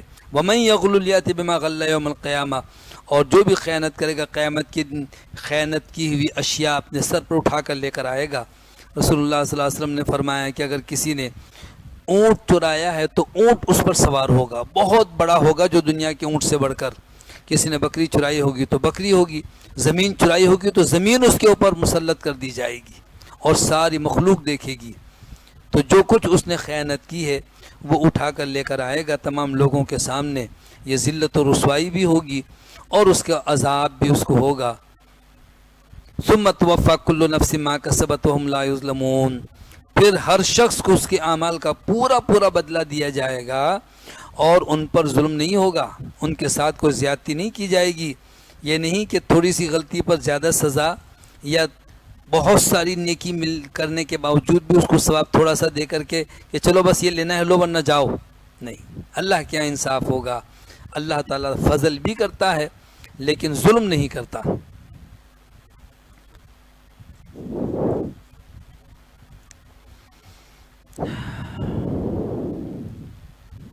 اس آیت کریمہ میں اللہ تعالیٰ نے وہ لوگ جو رسول اللہ صلی اللہ علیہ وسلم کی شان میں نازیب الفاظ کہتے ہیں، یا اس وقت ایک شخص نے آ کر کہا اے محمد صلی اللہ علیہ وسلم انصاف کیجئے، تو آپ کو بڑا غصہ آیا، فرمایا اگر میں انصاف نہیں کروں گا تو زمین میں کون انصاف کرے گا؟ اللہ تو مجھے امین سمجھتا ہے اور تم مجھے امانت دار نہیں سمجھتے۔ تو ایک صحابی کہنے لگے اجازت دیجئے میں اس کی گردن اڑا دوں۔ آپ نے فرمایا نہیں، رہنے دو، چھوڑو۔ اس کی نسل سے ایسے لوگ آئیں گے کہ جن کی عبادت کو دیکھ کر تم اپنی عبادت کو کم سمجھو گے، یعنی بڑے متقی پرہیزگار اپنے آپ کو ظاہر کریں گے، لیکن وہ دین سے ایسے خارج ہو جائیں گے جیسے گوندے ہوئے آٹے سے بال نکالیں تو اس میں آٹے کا کوئی نشان نہیں رہتا۔ یعنی محض کسی کی بہت اچھائیاں دیکھ کر کے متاثر نہیں ہونا چاہیے، بڑی لمبی نماز، بڑے تقوی کی باتیں، لیکن اس کا عقیدہ کیا ہے؟ اگر وہ دوسروں کو کمتر سمجھتا ہے اور اپنے آپ کو زیادہ بہتر سمجھتا ہے تو گمراہ ہو جائے گا وہ۔ تو رسول اللہ صلی اللہ علیہ وسلم پر بھی تنقید کرنے والے لوگ تھے، تو اللہ نے فرمایا کہ جس نے بھی خیانت کی چیز لے کر کے قیامت کے دن حاضر ہوگا۔ افمن اتبع رضوان اللہ کمن باء بسخط من اللہ ومأواہ جہنم وبئس المصیر، تو بھلا وہ شخص جو اللہ کی خوشنودی کا تابعدار ہے اور وہ شخص جو خیانت کا مرتکب ہے۔ افمن اتبع رضوان اللہ کیا وہ اس جیسا ہو سکتا ہے کمام باب سخط من اللہ، جو اللہ کی ناراضگی لے کر کے لوٹا، اللہ کی غضب کو اس نے اپنی طرف مائل کیا، اللہ کا غضب اس نے حاصل کیا؟ ظاہر ہے کہ دونوں برابر نہیں ہو سکتے۔ یہ جو باب سخط من اللہ، اللہ کی ناراضگی اور اللہ کی ناپسندگی میں مبتلا ہوا، ومأواہ جہنم، اس کا ٹھکانہ جہنم ہے، وبئس المصیر، وہ تو بہت برا ٹھکانہ ہے۔ تو پہلا شخص تو خوش نصیب ہے، اس میں اور اس میں کتنا فرق ہے؟ یعنی ایک شخص وہ ہے جو اللہ کی خوشنودی کا متلاشی ہے، اور دوسرا وہ ہے جو اللہ کی ناراضگی مول لیتا ہے۔ ہم درجات عند اللہ، ان لوگوں کے لیے تو اللہ کے پاس درجے ہیں جدا جدا اور مختلف۔ اللہ نے جیسے کہ سورہ احقاف میں فرمایا کہ وَلِكُلٍّ دَرَجَاتٌ مِّمَّا عَمِلُوا، ہر ایک کے لیے اللہ تعالیٰ نے ان کے اعمال کے مطابق درجے رکھے ہیں، یعنی اس کا اجر، اس کا ثواب یا اس کی سزا۔ واللہ بصیر بما تعملون، جو کچھ واللہ بصیر بما یعملون، جو کچھ وہ عمل کرتے ہیں اللہ تعالیٰ ان کو دیکھ رہا ہے۔ نبی کریم صلی اللہ علیہ وسلم کی بعثت سے متعلق آیت نمبر 163 ہے، آیت نمبر 164، لقد من اللہ علی المؤمنین، اللہ تعالیٰ نے مومنوں پر احسان فرمایا۔ دیکھیں رسول اللہ صلی اللہ علیہ وسلم کی بعثت کو اللہ تعالیٰ نے اہل ایمان کے لیے اللہ کا احسان قرار دیا۔ یہ نہیں کہ آپ کی ولادت کو احسان قرار دیا ہو کہ جب آپ پیدا ہوئے تو وہ احسان ہے۔ آج بحیثیت رسول اللہ صلی اللہ علیہ وسلم کی نبوت اور رسالت کے اس کا تو اتنا چرچا نہیں ہوتا، لیکن ماہ ربیع الاول میں آپ کی ولادت کو بڑا اچھالا جاتا ہے کہ جی بہت بڑا دن ہے، آپ کی ولادت ہوئی، آپ کی ولادت ہوئی۔ جب آپ کی ولادت ہوئی اس وقت آپ محمد بن عبداللہ کی حیثیت سے دنیا میں تشریف لائے۔ 40 سال تک مکے والے آپ کو صادق اور امین کہہ کر کے بڑا احترام کرتے رہے۔ جس دن آپ نے نبوت کا اعلان کیا، آپ کے عزیز و اقارب اور مکے کے زیادہ تر لوگ جو مسلمان نہیں ہوئے سب دشمن ہو گئے تھے۔ تو اصل اعزاز تو نبوت ہے، جس کی اللہ تعالیٰ نے یہاں پر ایک مسلمانوں پر احسان کے طور پر اس کا تذکرہ فرمایا۔ لقد من اللہ علی المؤمنین، اللہ نے مومنوں پر احسان فرمایا۔ اذ بعث فیہم رسولا من انفسہم، جب اللہ نے انہی میں سے ان میں ایک رسول مبعوث کیا اور بھیجا۔ یہ اللہ تعالیٰ کا احسان ہے۔ وہ رسول یتلو علیہم آیاتی، جو اللہ کی آیتیں ان پر تلاوت کر کے ان کو سناتے ہیں، ویزکیہم، اور ان کا تزکیہ کرتے ہیں، یعنی بری خصلتوں سے، بری عادتوں سے، برے عقائد و نظریات سے ان کو پاک کرتے ہیں۔ وَيُعَلِّمُهُمُ الْكِتَابَ وَالْحِكْمَةَ، اور ان کو کتاب اور حکمت کی تعلیم دیتے ہیں۔ کتاب سے مراد تو کتاب قرآن مجید، اور حکمت سے مراد رسول اللہ صلی اللہ علیہ وسلم کی احادیث اور آپ کی سنتیں ہیں۔ وَإِن كَانُوا مِن قَبْلُ فِي ضَلَالٍ مُبِينٍ، اور یقیناً اس سے پہلے تو یہ لوگ کھلی گمراہی میں تھے۔ آپ کی بعثت سے پہلے جب آپ کو صادق اور امین کہتے تھے لیکن تھے گمراہی میں، اور جب آپ کو اللہ کا رسول مان لیا اب ہدایت پر آئے۔ تو جنہوں نے کہا کہ آپ اللہ کے رسول ہیں اور آپ کی تعلیمات کو قبول کیا، وہ ہیں مومنین، ان پر اللہ کا احسان ہے۔ اسی لیے آپ کی ولادت پر تو ابو جہل بھی خوش ہوا، ابو لہب بھی خوش ہوا، لیکن آپ کی نبوت پر ابو جہل خوش نہیں ہوا۔ ابو لہب نے تو نبی صلی اللہ علیہ وسلم کی شان میں وہ گستاخی کی جس کا جواب قرآن میں تبت یدا ابی لہب وتب کی صورت نازل ہوئی۔ تو ولادت پر خوش ہونا یہ ایمان کا تقاضا نہیں ہے، بلکہ یہ کم سمجھی ہے۔ اس لیے کہ جب رسول اللہ صلی اللہ علیہ وسلم کی ولادت ہم مناتے ہیں تو معاذ اللہ پھر وفات کے دن کو کیا کہیں گے؟ ولادت کے بعد وفات بھی تو ہوئی۔ 63 سال کی عمر کا معنی کیا ہے؟ اولما اصابتکم مصیبۃ قد اصبتم مثلیہا قلتم ان ھذا، اچھا یہ تو بتاؤ کہ جب تم پر کوئی مصیبت واقع ہوئی، احد کے دن 70 صحابہ شہید ہوئے تھے، تو قد اصبتم مثلیہا، اس سے دگنا ان کو تکلیف تمہاری وجہ سے پہنچی تھی، یعنی تمہارے ہاتھوں ان کو بھی جو ہے وہ لوگ بھی مارے گئے، جہنم رسید ہوئے۔ تو تمہیں جب تکلیف پہنچی احد میں، قلتم ان ھذا، تو تم نے کہا یہ کہاں سے ہم پر مصیبت آن پہنچی؟ یہ ہم پر کیسے تکلیف آئی، شکست ہم کیوں دو چار ہوئے؟ قل کہہ دیجیے ہوا من عند انفسکم، یہ تو خود تمہارے نفس کی طرف سے ہے، یعنی تمہارے اعمال کا نتیجہ ہے، شامت اعمال ہے کہ تم نے اللہ کے رسول صلی اللہ علیہ وسلم کے حکم کو نظر انداز کیا اور تمہارے چند ساتھیوں نے خلاف ورزی کی اور وہاں سے نیچے اتر آئے، تو اللہ تعالیٰ نے تمہارے ساتھ جو ہے جو نتیجہ نکلا یہ تم کو معلوم ہو گیا۔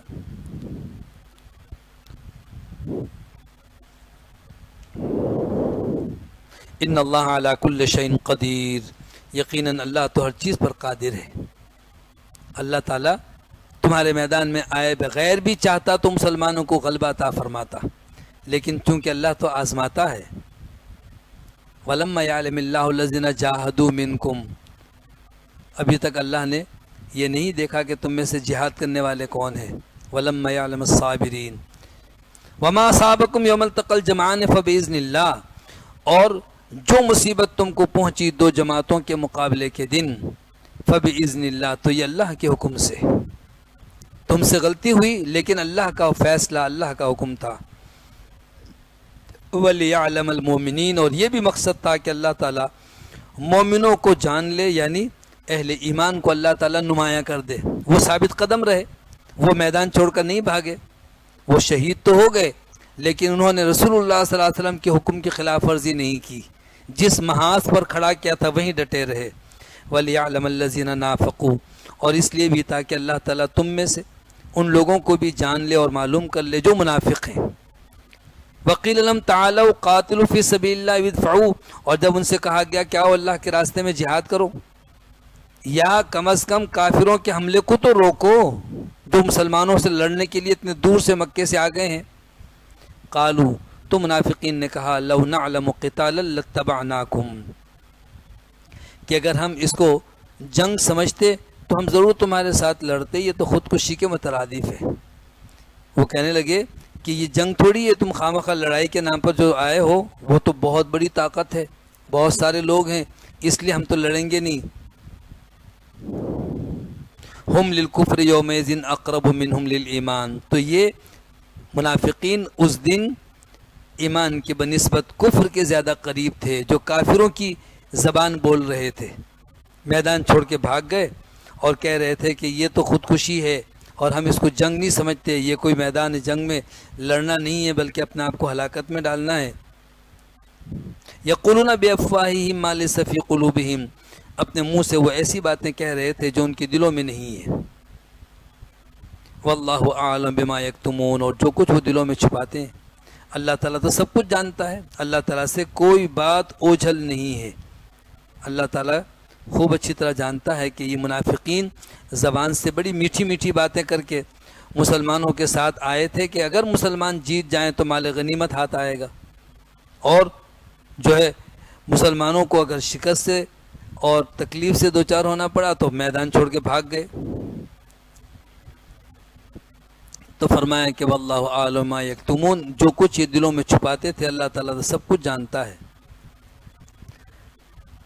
الذین قالوا لاخوانہم وقعدوا، یہ وہ لوگ ہیں کہ خود بھی جنگ سے پیچھے بیٹھے رہے، خود بھی نہیں نکلے، اور اپنے بھائیوں سے بھی کہنے لگے ان کے بارے میں کہ لو اطاعونا ما قتلوا، کہ اگر یہ ہماری بات مانتے تو یہ مارے نہ جاتے، قتل نہ کیے جاتے۔ انہوں نے یہ بات کہی تھی۔ قل، تو اے نبی صلی اللہ علیہ وسلم آپ ان سے کہہ دیجئے کہ فَدْرَوْا عَنْ أَنفُسِكُمُ الْمَوْتِ، کہ تم اپنے آپ سے موت کو دور کر کے دکھاؤ، ان کنتم صادقین، اگر تم سچے ہو۔ جو لوگ مارے گئے یا مسلمان جو شہید ہوئے کہنے لگے ہماری بات مان لیتے نا اور مدینے میں رہتے، باہر نہ نکلتے تو مارے نہیں جاتے۔ اللہ نے فرمایا کہ مرنے کا لفظ نہ استعمال کرو ان کے لیے جو اللہ کی راہ میں جہاد کرتے ہوئے شہید ہو گئے ہیں۔ وَلَا تَحْسَبَنَّ الَّذِينَ قُتِلُوا فِي سَبِيلِ اللَّهِ أَمْوَاتًا، اللہ کے راستے میں جن لوگوں کو شہید کر دیا گیا اور جو اپنی جان قربان کر کے شہید ہو گئے، ہرگز بھی ان کے بارے میں یہ خیال نہ کرنا کہ وہ مارے گئے ہیں، وہ مر گئے ہیں، بلکہ بل احیاء عند ربہم یرزقون، وہ زندہ ہیں اور انہیں ان کے رب کے پاس رزق دیا جاتا ہے۔ اس کا یہ معنی نہیں ہے کہ دنیاوی زندگی ہے، بلکہ عند ربہم، ان کے رب کے پاس ان کو رزق دیا جاتا ہے۔ دراصل موت کا معنی تو ہم یہ سمجھتے ہیں نا ختم ہو گیا، تو وہ موت سے فنا نہیں ہوئے، بلکہ اس اعتبار سے تو دنیا میں کوئی بھی شخص چاہے کافر ہی کیوں نہ ہو وہ فنا نہیں ہوتا، مٹی میں نہیں مل جاتا، بلکہ وہ یہاں سے دنیا چھوڑ کر دوسری دنیا میں جاتا ہے، وہاں اس سے زیادہ مصیبت ہے، یعنی جہنم کے عذاب اور سزا اور قبر کے عذاب، تو اس لیے اس کو ہم کہتے ہیں مر گیا، یعنی اس سے بھی زیادہ مصیبت میں گرفتار ہوا۔ لیکن مومن اور بالخصوص شہید، یہ تو روح نکلتی ہے تو وہ چاہتا ہے کہ اللہ مجھے دوبارہ دنیا میں بھیج، پھر میں اسی طریقے سے جہاد کروں۔ اور رسول اللہ صلی اللہ علیہ وسلم نے فرمایا کہ جانتے ہو ان شہداء کی روح کہاں ہوتی ہے؟ فرمایا کہ اللہ کے عرش کے نیچے قندیلیں ہیں اور ان میں سبز رنگ کے پرندے ہیں، ان پرندوں میں اللہ نے شہیدوں کی روح ڈال دی ہے، وہ جنت کا پھل کھاتے ہیں اور وہیں پر اڑتے ہیں۔ اللہ اکبر۔ پھر فرمایا فرحین بما آتاہم اللہ من فضلہ، یہ لوگ تو اللہ نے جو کچھ ان کو عطا کیا ہے اس سے بڑے خوش ہیں، جو کچھ اللہ نے اپنے فضل سے ان کو عطا فرمایا ہے اس پر یہ خوش ہیں۔ وَيَسْتَبْشِرُونَ، اور نہ صرف اپنے اس سعادت مندی پر وہ خوش ہیں بلکہ وَيَسْتَبْشِرُونَ بِالَّذِينَ لَمْ يَلْحَقُوا بِهِم مِّن خَلْفِهِم، ان لوگوں کے بارے میں بھی یہ خوشی محسوس کرتے ہیں جو ابھی تک ان سے ملے نہیں ہیں، اور وہ ان کے بارے میں بھی یہ کہتے ہیں کہ اللہ خوف علیہم ولا هم يحزنون، کہ ان پر بھی کوئی خوف نہیں ہوگا، وہ غمگین نہیں ہوں گے، انہیں کوئی افسوس نہیں ہوگا۔ یستبشرون بنعمت من اللہ وفضل، یہ لوگ تو خوش ہوتے ہیں، خوشی محسوس کرتے ہیں اللہ کی نعمت اور اللہ کے فضل کی وجہ سے کہ جو اللہ نے ان پر یہ احسان کیا۔ وَأَنَّ اللَّهَ لَا يُضِيعُ أَجْرَ الْمُؤْمِنِينَ، اور اللہ مومنوں کا صلہ اور بدلہ ضائع نہیں کرتا، جو وہ نیک عمل کرتے ہیں اللہ تعالیٰ ان کو ضرور اس کا بدلہ عطا فرمائے گا۔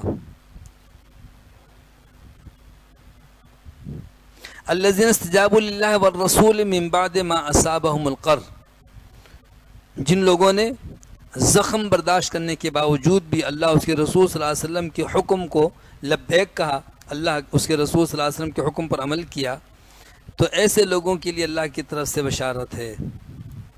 الذین استجابوا للہ والرسول من بعد ما اصابهم القرح، کہتے ہیں یہ جو احد میں مسلمان بظاہر سخت تکلیف اور مصیبت میں مبتلا ہوئے کہ 70 صحابہ شہید ہوئے اور کافی صحابہ زخمی ہوئے، رسول اللہ صلی اللہ علیہ وسلم کی شہادت کی افواہ پھیل گئی، آپ بھی زخمی ہوئے تھے، اس کے باوجود بھی جب رسول اللہ صلی اللہ علیہ وسلم نے حکم دیا کہ ہم ان کفار کا تعاقب کریں گے تو سب اٹھ کھڑے ہوئے، جو لوگ زخمی تھے، جو لوگ تتر بتر ہو گئے تھے، سب جمع ہوئے اور پھر تعاقب میں کافروں کے پیچھے پیچھے گئے دور تک۔ ادھر کافروں نے مشورہ یہ کیا تھا کہ ہم تو جیت گئے تھے، پھر میدان اچانک ہم چھوڑ کے کیوں آ گئے، واپس آنا چاہیے۔ جب انہیں پتہ چلا کہ مسلمان ہمارے تعاقب میں آ رہے ہیں تو پھر وہ ڈر کے مارے ان پر رعب طاری ہوا، وہ بھاگ گئے۔ للذین احسنوا منہم واتقوا اجر عظیم، ان لوگوں کے لیے جو ان میں سے احسان اور حسن سلوک یعنی نیکی کرنے والے ہیں، عمدگی سے عبادت کرنے والے ہیں، اور وہ لوگ جو ان میں سے متقی پرہیزگار ہیں، ان کے لیے اللہ کی طرف سے اجر عظیم ہے، یعنی ان کے لیے بہت بڑا بدلہ ہے۔ رسول اللہ صلی اللہ علیہ وسلم نے جیسے ہی ان کو حکم دیا اور یہ رسول اللہ صلی اللہ علیہ وسلم کے فرمان پر لبیک کہتے ہوئے میدان میں بھی جمع ہوئے اور پھر کافروں کے تعاقب میں بھی ان کے ساتھ ساتھ گئے، تو اللہ تعالیٰ نے ان لوگوں کی یہاں پر تعریف فرمائی۔ الذین قال لهم الناس، یہ وہ لوگ ہیں کہ جب ان سے لوگوں نے آ کر یہ افواہ پھیلائی کہ ان الناس قد جمعوا لکم، کہ لوگ تو تمہارے خلاف اکٹھے ہو گئے ہیں، یعنی کفار بہت بڑا لشکر لے کر حملہ کرنے والے ہیں، فخشوہم، تو تم ان سے ڈر جاؤ، فزادہم ایمانا، تو ان کا ایمان اس سے اور زیادہ ہو گیا۔ اس چیز نے کہ کافروں کا بہت بڑا لشکر تم پر حملہ کرنے آ رہا ہے، اس نے ان کے ایمان کو اور بڑھایا، ڈرنے کے بجائے حوصلے اور بلند ہوئے کہ اگر وہ مقابلے پر آ رہے ہیں تو اللہ کی بھی مدد آئے گی جیسے پہلے آتی رہی. وقالوا حسبنا اللہ ونعم الوکیل، اور کہنے لگے کہ ہمارے لیے اللہ کافی ہے اور وہ بہترین کارساز ہے. ابن عباس کہتے ہیں کہ دو عظیم پیغمبروں نے یہ الفاظ کہے ہیں اور اللہ نے ان کی مدد فرمائی. ایک تو جناب ابراہیم علیہ السلام جب آگ میں ڈالے جا رہے تھے تو انہوں نے کہا حسبنا اللہ ونعم الوکیل، اور دوسرے پیغمبر رسول اللہ صلی اللہ علیہ وسلم ہیں جب کفار و مشرکین نے افواہ پھیلانے والے کو بھیجا کہ کافروں کا بہت بڑا لشکر تم پر حملہ کرنے مدینے کی طرف آ رہا ہے، تو رسول اللہ صلی اللہ علیہ وسلم نے بھی یہ ارشاد فرمایا حسبنا اللہ ونعم الوکیل. فانقلبوا بنعمت من اللہ وفضل لم یمسسہم سوء، تو اللہ کی نعمتوں سے اس کے فضل کے ساتھ یہ لوگ خوش و خرم اور کامیاب ہو کر کے لوٹے اور ان کو کسی طرح کا کوئی نقصان نہیں پہنچا. چونکہ جب اللہ پر بھروسہ کریں گے، بظاہر یہ بہت چھوٹا سا جملہ حسبنا اللہ ونعم الوکیل، لیکن اس کا معنی یہ ہے کہ افراد کی قلت، اسباب و وسائل کی کمی کا ہمیں کوئی غم نہیں ہے. کیوں کہ حسبنا اللہ ونعم الوکیل، ہمارے لیے اللہ کافی ہے اور وہی بہترین کارساز اور کام بنانے والا ہے. تو اس بات پر اللہ نے فرمایا کہ یہ لوگ تو اللہ کی نعمت اور اللہ کے فضل کے ساتھ لوٹے ہیں، کوئی تکلیف نہیں پہنچی. واتبعوا رضوان اللہ، اور انہوں نے اللہ کی خوشنودی کی اتباع کی، اللہ کی خوشنودی کے تابعدار رہے. واللہ ذو فضل عظیم، اور اللہ تو بہت بڑے فضل والا ہے.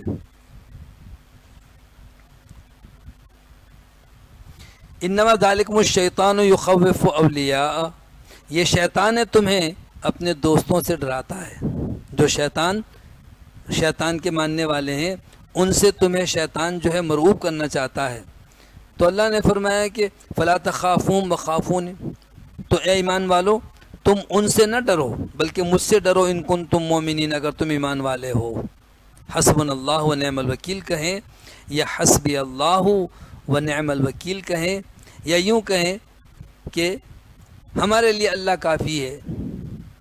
حسبنا اللہ، حسبی اللہ، یہ چھوٹا سا جملہ کہنے سے اللہ پر توکل اور بھروسے کا اظہار ہے. تو اللہ نے فرمایا کہ ایسے لوگوں کو کوئی خوف نہیں ہوتا، کوئی ان پر کسی قسم کا دشمن کا وار جو ہے ان کو نقصان نہیں پہنچا سکے گا. وَلَا يَحْزُنْكَ الَّذِينَ يُسَارِعُونَ فِي الْكُفْرِ، اے نبی صلی اللہ علیہ وسلم، جو لوگ کفر میں بڑی تیزی دکھا رہے ہیں، بھاگ دوڑ کر رہے ہیں، تو ان کی یہ سرگرمیاں ہرگز آپ کو غم میں نہ ڈالے، آپ افسردہ نہ ہوں. انہم لن یضروا اللہ شیئا، یقیناً یہ اللہ کا کچھ نہیں بگاڑ سکیں گے، اللہ کے دین کو کوئی نقصان نہیں پہنچا سکیں گے.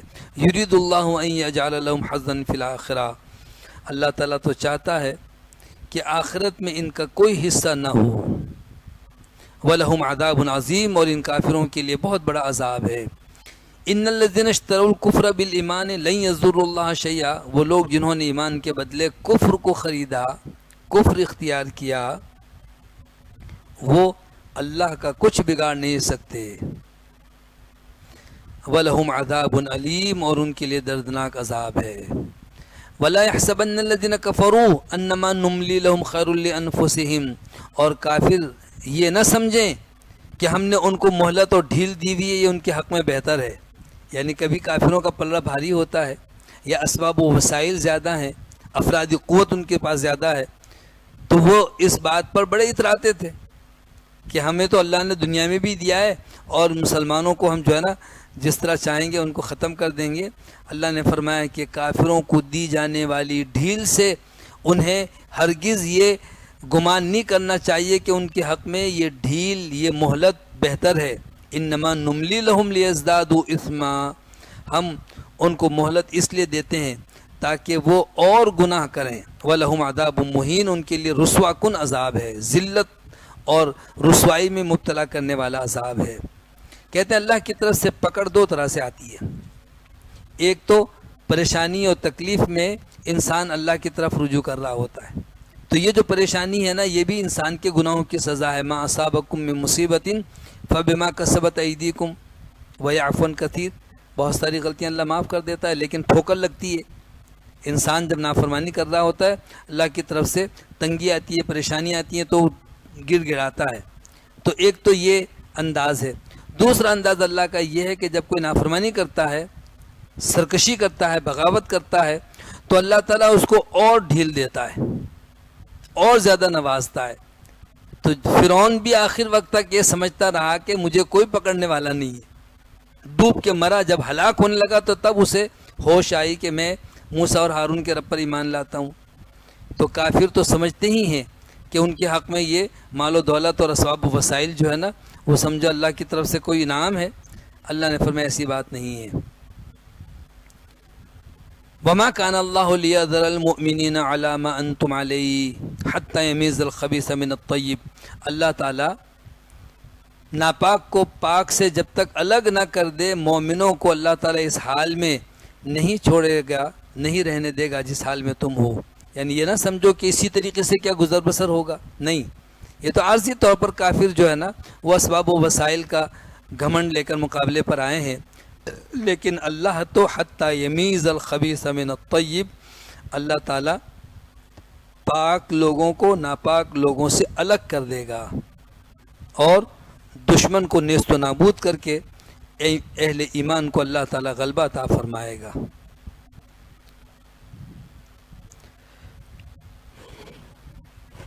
امام مجاہد فرماتے ہیں کہ اس سے مراد احد کے دن اللہ تعالیٰ نے جو وقتی طور پر مسلمانوں کو تھوڑی تکلیف ہوئی، تو یہ نہ سمجھو کہ اسی طریقے سے تم جو ہے نا ٹھوکریں کھاتے رہو گے، تکلیف اور پریشانیوں میں مبتلا رہو گے، بلکہ اللہ تمہیں نمایاں کرے گا، اللہ تمہیں غلبہ عطا فرمائے گا۔ وما كان الله ليطلعكم على الغیب، اور اللہ تعالیٰ تم کو غیب سے آگاہ کرنے والا نہیں ہے کہ کیا ہونے والا ہے۔ اگر پہلے سے بتا دیا جاتا کہ تم میں سے اتنے افراد جو ہے نا زخمی ہوں گے، شہید ہوں گے، یا بالآخر تم جیتو گے، غالب آؤ گے، کیا ہونے والا ہے، یہ غیب ہے۔ یہ غیب اللہ کا خاصہ ہے۔ اللہ تعالیٰ مخلوق کو غیب سے آگاہ نہیں کرتا، ورنہ تو زندگی کے امتحان کا یہ مقصد ہی ختم ہو جائے گا۔ زندگی تو امتحان ہے۔ ولیکن اللہ یجتبی من رسلہ من یشاء، البتہ اللہ اپنے انبیاء اور رسولوں میں سے جسے چاہتا ہے منتخب کر لیتا ہے، اس لیے کہ انبیاء پر اللہ کی طرف سے وحی آتی ہے، انبیاء کو اللہ تعالیٰ اشارات سے متنبہ فرماتا ہے، جیسا کہ اللہ نے فرمایا انا لننصر رسلنا والذین آمنوا فی الحیات الدنیا ویوم یقوم الاشہاد، ہم اپنے رسولوں اور ایمان والوں کی ضرور مدد کرتے ہیں، دنیا میں بھی اور آخرت میں بھی کریں گے۔ فآمنوا باللہ ورسولہ، تو تم اللہ پر اور اس کے رسولوں پر ایمان لاؤ۔ وَإِن تُؤْمِنُوا وَتَتَّقُوا فَلَكُمْ أَجْرٌ عَظِيمٌ، اور اگر تم ایمان لاؤ اور پرہیزگاری اختیار کرو تو تمہارے لیے بہت بڑا اجر ہے، بڑا ثواب ہے۔ وَلَا يَحْسَبَنَّ الَّذِينَ يَبْخَلُونَ بِمَا آتَاهُمُ اللَّهُ مِنْ فَضْلِهِ هُوَ خَيْرًا لَهُمْ بَلْ هُوَ شَرٌّ لَهُمْ، وہ لوگ جو مال میں اللہ نے جو کچھ ان کو عطا فرمایا اپنے فضل سے بخیلی کرتے ہیں، تو اس بخل کو اپنے حق میں بہتر نہ سمجھیں کہ مال جمع کر رہے ہیں اور سمجھتے ہیں کہ ہمارا یہ مال بچانا ہمارے حق میں بہت بہتر ہے۔ بل ہوا شر لہم، بلکہ یہ تو ان کے حق میں نہایت ہی برا ہے۔ کیوں کہ بالآخر یہ مال بھی ہلاک ہوگا اور آخرت میں اس مال سے ان کو عذاب دیا جائے گا، اس کی تختیاں بنا کر ان کے چہروں کو، پہلوؤں کو داغا جائے گا، سانپ بنا کر مسلط کر دیا جائے گا، اور وہ سانپ کاٹے گا اور کہے گا کہاں بھاگتے ہو، میں تو تمہارا مال ہوں، میں تمہارا خزانہ ہوں جو تم جمع کرتے تھے۔ سَيُطَوَّقُونَ مَا بَخِلُوا بِهِ يَوْمَ الْقِيَامَةِ، جو انہوں نے بخل کیا ہے قیامت کے دن اس مال کا طوق بنا کر ان کی گردنوں میں ڈال دیا جائے گا۔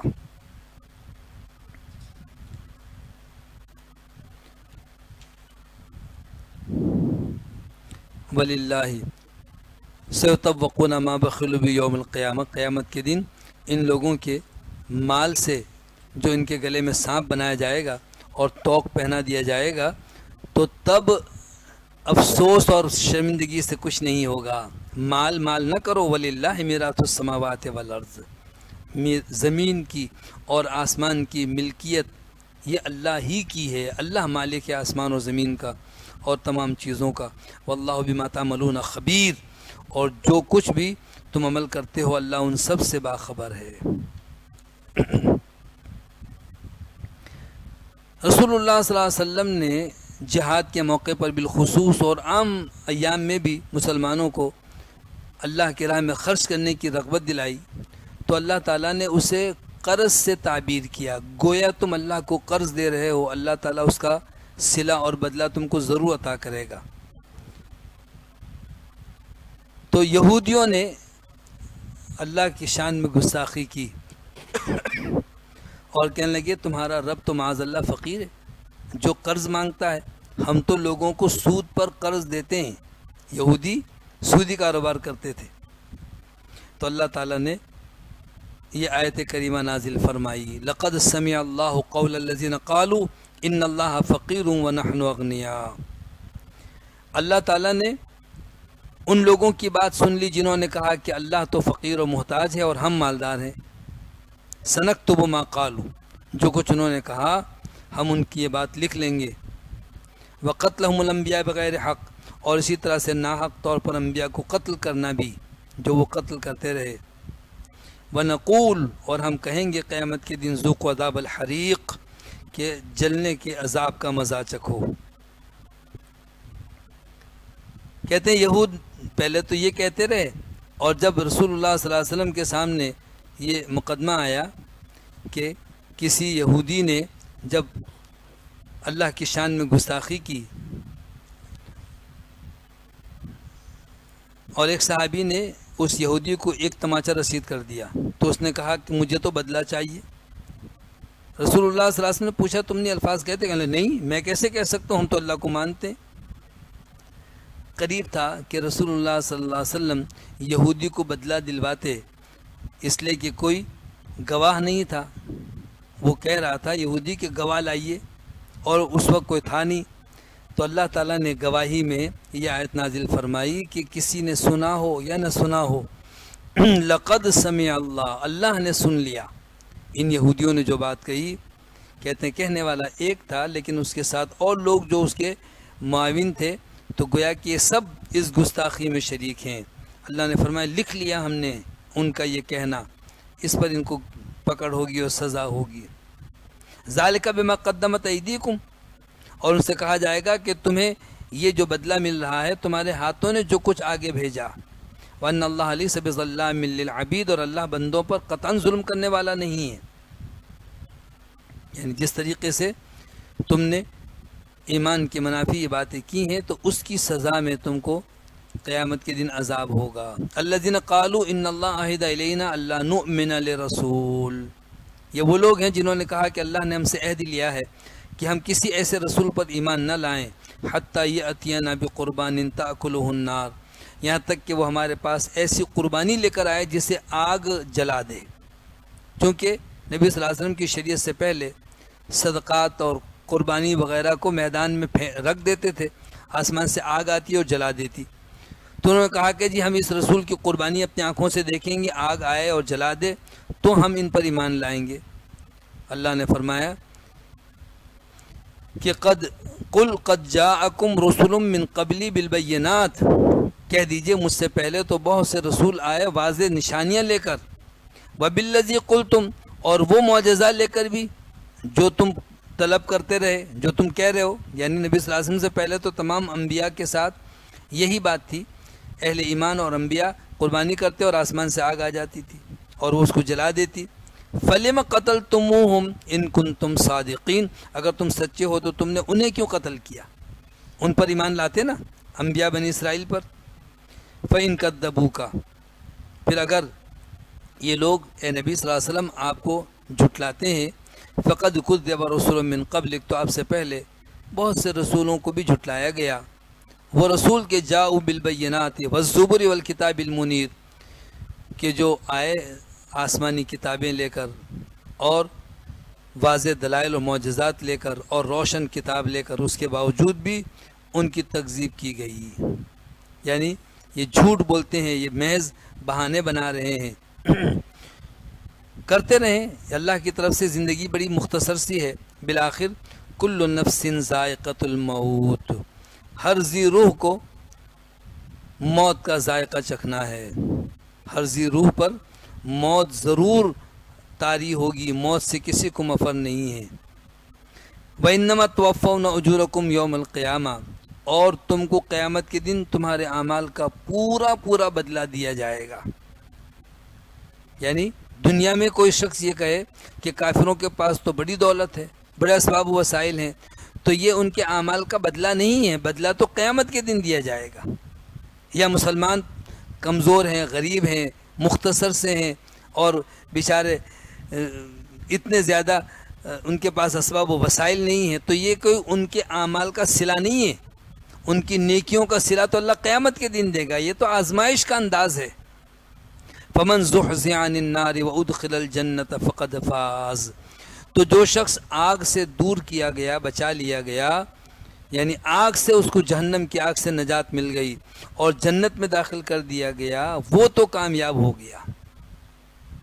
دنیا میں تو اسباب و وسائل ہونے کے باوجود بھی انسان بالآخر مر گیا، جیسے فرعون، قارون، لیکن آخرت میں کامیابی کی نشانی یہ ہے کہ جسے جہنم سے چھٹکارا مل جائے اور جنت میں داخل ہو جائے۔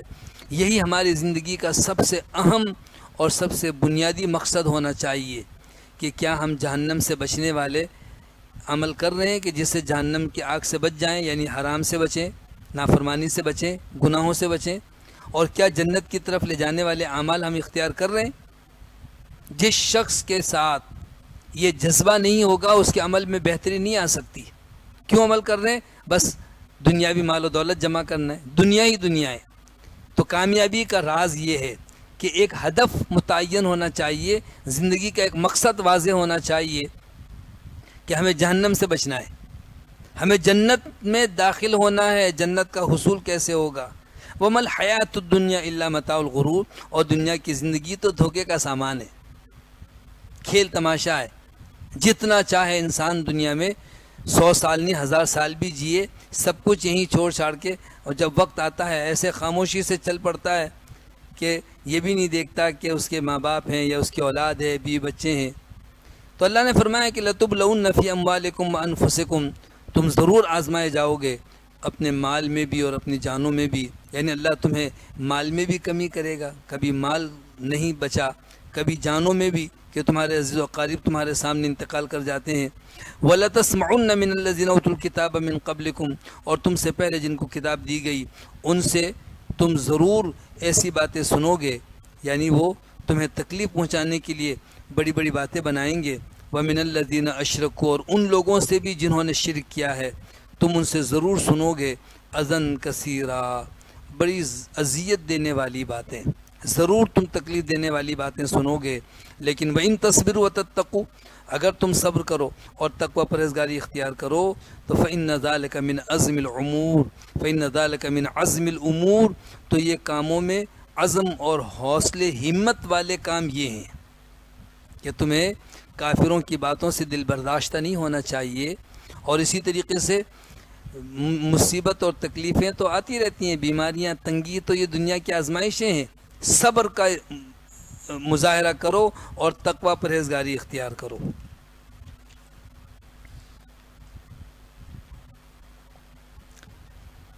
اللہ تعالیٰ نے اس کے بعد بنی اسرائیل کا تذکرہ فرمایا، وَإِذَا أَخَذَ اللَّهُ مِيثَاقَ الَّذِينَ أُوتُوا الْكِتَابَ، اور وہ وقت یاد کرنے کے لائق ہے جب اللہ تعالیٰ نے ان اہل کتاب سے عہد لیا، پختہ وعدہ لیا جن کو کتاب دی گئی تھی، اور ان سے وعدہ یہ لیا کہ لَتُبَيِّنُنَّهُ لِلنَّاسِ، کہ تم لوگوں کے سامنے حق بیان کرو گے، یہ جو نبی صلی اللہ علیہ وسلم کی علامات و نشانیاں ہیں یہ ظاہر کر دو گے، وَلَا تَكْتُمُونَهُ، اور تم اسے چھپاؤ گے نہیں، فَنَبَذُوهُ وَرَاءَ ظُهُورِهِمْ، تو انہوں نے اپنی پشت کے پیچھے اس عہد کو ڈال دیا، نظر انداز کر دیا، وَاشْتَرَوْا بِهِ ثَمَنًا قَلِيلًا، اور انہوں نے اسے تھوڑی سی قیمت میں بیچ کر یعنی تھوڑا سا دنیاوی مال و متاع حاصل کیا، فَبِئْسَ مَا يَشْتَرُونَ، تو بہت ہی برا ہے جو کچھ کہ وہ حاصل کر رہے ہیں، ایمان بیچ کر، اللہ کے کلام کو چھپا کر اس کے بدلے دنیا لے رہے ہیں۔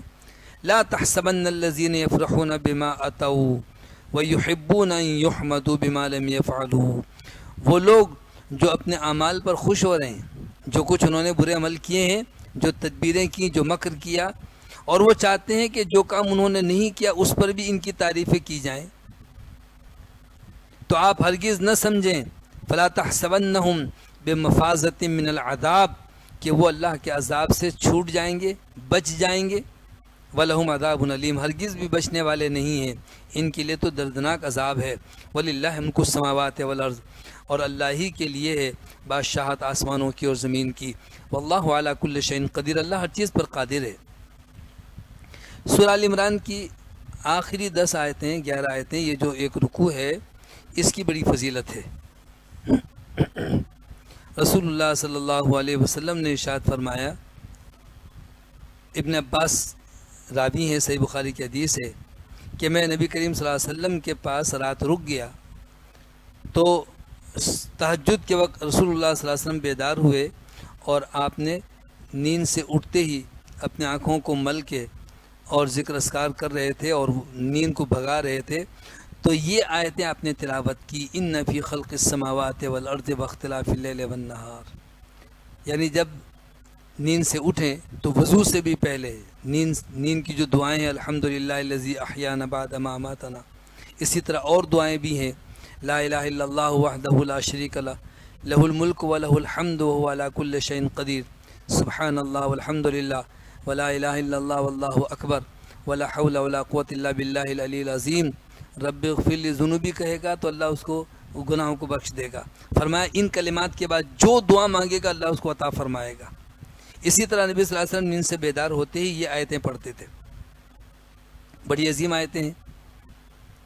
ان آیات میں نمبر 1 تو فرمایا کہ دیکھو، ان فی خلق السماوات والارض، آسمان اور زمین کی تخلیق میں، واختلاف اللیل والنہار، اور رات اور دن کے اختلاف میں۔ اختلاف کا معنی ہے کہ ایک دوسرے کے پیچھے آنے میں، یا رات اور دن کے بڑھنے اور گھٹنے میں۔ سردی اور گرمی کے لحاظ سے دن چھوٹے ہوتے ہیں، کبھی رات چھوٹی ہو جاتی ہے اور دن بڑے ہوتے ہیں۔ لآیات، تو ان میں بڑی نشانیاں ہیں، لأولی الالباب، عقل مندوں کے لیے۔ معلوم کیا ہوا کہ عقل مندی کی نشانی یہ ہے کہ وہ قدرت کی نشانیوں میں غور و فکر کرتے ہیں، اور جو ان ساری چیزوں سے، یعنی سورج نکلتا ہے روشنی سے فائدہ اٹھاتے ہیں، جب رات آتی ہے رات کی تاریکی میں آرام کر رہے ہوتے ہیں، اور اسی طریقے سے آسمان و زمین پہ بارہا نگاہیں پڑتی ہیں، لیکن پیدا کرنے والے تک ان کا ذہن ہی نہیں جاتا۔ بڑے کوتاہ فہم ہیں، بڑے بیوقوف ہیں کہ وہ ان چیزوں کو دیکھ رہے ہیں، بنانے والے پر کبھی غور نہیں کرتے۔ الذین، تو عقل مند کون ہیں؟ وہ لوگ یذکرون اللہ قیاما وقعودا وعلی جنوبہم، کہ وہ لوگ اللہ کا ذکر کرتے ہیں کھڑے ہوئے بھی، بیٹھے ہوئے بھی، اور پہلوؤں کے بل لیٹے ہوئے بھی۔ انسان کی 3 حالتیں ہی ہیں، جب جاگ رہا ہے تو یا تو کھڑا ہوا ہے چل رہا ہے، اس کو بھی کھڑا کہتے ہیں، یا بیٹھا ہوا ہے، یا پھر لیٹا ہوا ہے۔ جب تک کہ آنکھ بند نہیں ہوتی، سو نہیں جاتا، ہر حال میں اللہ کا ذکر کرنا یہ عقل مندی کی نشانی ہے۔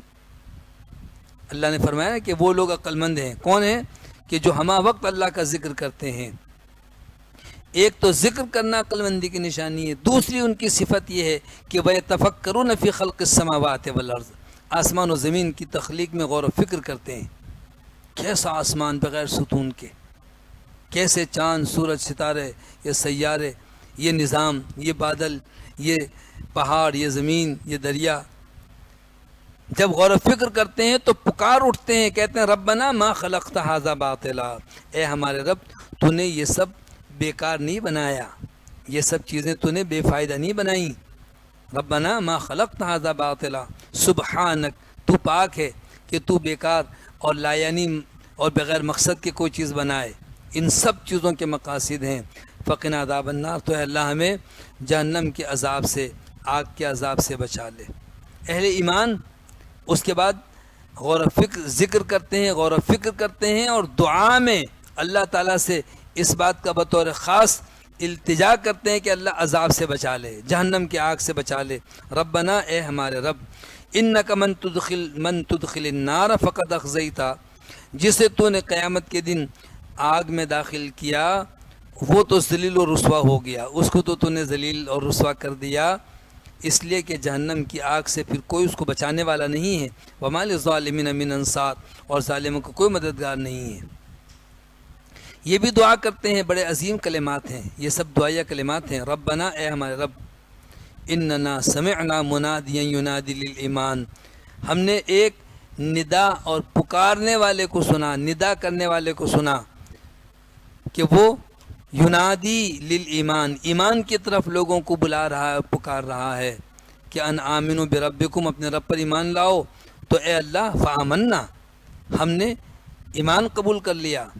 جب ہم نے سنا کہ ایمان لاؤ تو کہتے ہیں پکارنے والے سے مراد محمد صلی اللہ علیہ وسلم ہے، جو اللہ پر ایمان لانے کی دعوت دینے کے لیے دنیا میں تشریف لائے.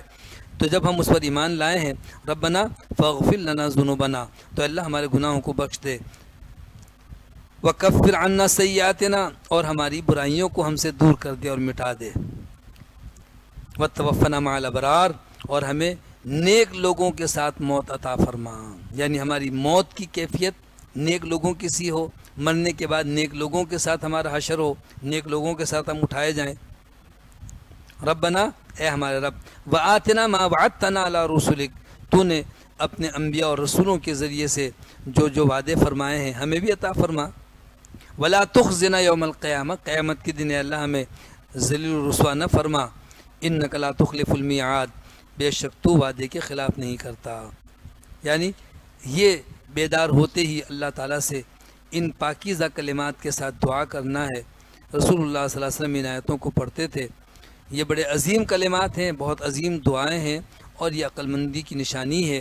جب کوئی شخص ان کلمات کے ساتھ دعا کرتا ہے تو اللہ تعالیٰ اس کی دعا ضرور قبول فرماتا ہے. فاستجاب لهم ربهم، تو ان کے رب نے ان کی دعا قبول فرمائی. فرمایا انی لا اضیع عمل عامل منکم من ذکر او انثی، کہ تم میں سے کسی بھی عمل کرنے والے کے عمل کو، چاہے وہ مرد ہو یا عورت، میں ضائع نہیں کرتا. بعضکم من بعض، تم ایک دوسرے کے ہم جنس ہو، یعنی چاہے مرد ہو اس کو بھی ثواب ملے گا نیک عمل کرنے پر، عورت کو بھی ثواب ملے گا. فالذین ہاجروا واخرجوا من دیارہم واوذوا فی سبیلی، وہ لوگ جنہوں نے ہجرت کی اسلام کو اور ایمان کو اہمیت دیتے ہوئے کفر سے نجات حاصل کرنے کے لیے وطن چھوڑ کر چلے گئے. واخرجوا من دیارہم، اور ان کو ان کے گھروں سے نکال دیا گیا. واوذوا فی سبیلی، اور میرے راستے میں انہیں اذیتیں دی گئیں. وقاتلوا وقتلوا، اور انہوں نے اللہ کے راستے میں جہاد بھی کیا اور وہ اللہ کے راستے میں شہید کر دیے گئے. تو لو کفرن عنہم سیئاتہم، تو میں ضرور ان کی برائیوں کو ان سے دور کر دوں گا، مٹا دوں گا. ولادخلنہم جنات تجری من تحت الانہار، اور میں ان کو ایسی جنتوں میں اور باغات میں داخل کروں گا جن کے نیچے نہریں بہتی ہیں. ثوابا من عند اللہ، یہ صلہ اور بدلہ ہے اللہ کے پاس. واللہ عندہ حسن الثواب، اور اللہ کے پاس تو بہت ہی اچھا اور بہترین بدلہ ہے. جہاں اہل ایمان کے لیے اللہ تعالیٰ نے اتنے اچھے وعدے کا، یعنی جنت اور ان کی نعمتوں کا وعدہ فرمایا، وہیں فرمایا کہ لا یغرنک تقلب الذین کفروا فی البلاد، کافروں کا شہر میں چلنا پھرنا آپ کو دھوکے میں نہ ڈالے. یعنی چونکہ بڑے مصروف ہوتے ہیں، بڑی بھاگ دوڑ کرتے ہیں، بڑی دنیا میں انہوں نے کامیابیاں بظاہر سمیٹی ہیں، تو اس سے متاثر نہ ہو جانا کہ بڑے کامیاب لوگ ہیں. کہتے بھی ہیں نا کہ تم لوگ ابھی تک مسجد کی چٹائیوں پر اور مسجد اور گھر تک ہو، دنیا تو چاند پہ پہنچ گئی. تو کسی کہنے والے نے کہا کہ اگر وہ ترقی کر کے چاند پر پہنچے تو مخلوق ہے، وہ تو چاند بھی مخلوق ہے. ہم مسجد میں آتے ہیں تو خالق تک پہنچتے ہیں، نماز پڑھتے ہیں تو اللہ تک پہنچتے ہیں. تو یہ کمال ہے، نہ کہ چاند پر پہنچنا کوئی بڑا کمال ہے. متاع قلیل، یہ تو تھوڑا سا فائدہ حاصل کرنا ہے، معمولی سا دنیا کے مال و متاع سے فائدہ اٹھانا ہے. ثم مأواہم جہنم، پھر ان کا ٹھکانہ جہنم ہے. وبئس المہاد، بہت برا ٹھکانہ ہے. لیکن الذین اتقوا، لیکن وہ لوگ جو اپنے رب سے ڈرتے ہیں. لیکن الذین اتقوا ربہم، جو اپنے رب سے ڈرتے ہیں یعنی حرام امور سے اجتناب کرتے ہیں. لہم جنات تجری من تحت الانہار، ان کے لیے ایسی جنتیں جن کے نیچے نہریں بہتی ہیں. خالدین فیہا، اس میں وہ ہمیشہ رہیں گے. نزلا من عند اللہ، اللہ کی طرف سے یہ مہمان نوازی ہے. وما عند اللہ خیر للابرار، اور جو اللہ کے پاس ہے وہ نیک لوگوں کے لیے بہت بہتر ہے. وَإِنَّ مِنْ أَهْلِ الْكِتَابِ لَمَنْ يُؤْمِنُ بِاللَّهِ وَمَا أُنزِلَ إِلَيْكُمْ وَمَا أُنزِلَ إِلَيْهِمْ، اور یقیناً اہل کتاب میں سے کچھ ایسے بھی ہیں جو اللہ پر اور جو کچھ تمہاری طرف نازل کیا گیا اور جو کچھ ان کی طرف نازل کیا گیا ان سب پر ایمان لاتے ہیں۔ لا یشترون بآیات اللہ ثمنا قلیلا، اور اللہ کی آیتوں کے بدلے تھوڑی سی قیمت حاصل نہیں کرتے، یعنی اللہ کی آیتوں کو بیچ کر دنیاوی معمولی سا فائدہ حاصل نہیں کرتے۔ لہم اجر عند ربہم، تو ان کا صلہ اور بدلہ ہے ان کے رب کے پاس۔ ان اللہ سریع الحساب، اللہ تو جلد حساب لینے والا ہے۔ کہتے ہیں اس سے مراد وہ اہل کتاب جو مسلمان ہو گئے، جیسا کہ عبداللہ بن سلام وغیرہ، تو ان لوگوں کو اللہ تعالیٰ نے یہاں پر خوشخبری سنائی کہ وہ لوگ بھی تو ہیں جو سابقہ کتاب اور پیغمبر کے ماننے والے تھے، ان کے لیے تو دگنا اجر ہے، دگنا ثواب ہے۔ یا ایھا الذین آمنوا اصبروا وصابروا ورابطوا، اے ایمان والو صبر کرو اور ثابت قدم رہو۔ یا ایھا الذین آمنوا اصبروا، صبر کا مطلب ثابت قدم رہو، استقامت کا مظاہرہ کرو۔ وصابروا، اور ڈٹ جاؤ، اور ورابطوا، اور مورچوں پر یا مسلمانوں کے لشکر کی حفاظت کے لیے راتوں کو پہرا دیتے رہو یا مورچوں پر جمے رہو، ڈٹے رہو۔ یعنی اللہ رب العالمین نے تمہیں ایسا عظیم دین عطا فرمایا ہے کہ جہاں جو ذمہ داری سپرد کی جائے اس پر ثابت قدم رہو۔ واتقوا اللہ، اور یہ سب کام ممکن نہیں ہے جب تک کہ اللہ کا ڈر و خوف نہ ہو، تو صبر کرو، ثابت قدم رہو، اور اللہ کے دین کے لیے ثابت قدم رہ کر کے مورچوں پر ڈٹے رہو، یا جو ہے پہرا دینے میں جہاں تم کو کہا جائے قائم رہو۔ واتقوا اللہ، اللہ سے ڈرو، لعلکم تفلحون، تاکہ تم کامیاب ہو جاؤ۔ الحمدللہ سورہ آل عمران مکمل ہوئی، اور جو فضیلت ہم نے سنی کہ سورہ آل عمران کی آخری رکوع کی جو آیتیں ہیں وہ الحمدللہ صبح نیند سے اٹھتے ہی تلاوت کرنا چاہیے۔ سورہ نساء وہ عظیم صورت ہے جس میں معاشرے کے بہت سارے مسائل کا تذکرہ ہے، بالخصوص میاں بیوی کے حقوق، اور اسی طریقے سے دیگر احکامات و مسائل شادی سے متعلق، عورت کے حقوق سے متعلق۔ تو اس لیے سورۃ النساء ان صورتوں میں سے ہے جسے ہماری بچیوں کو، بیٹیوں کو، بہنوں کو، ماؤں کو، خواتین کو ضرور اس صورت کا مطالعہ کرنا چاہیے۔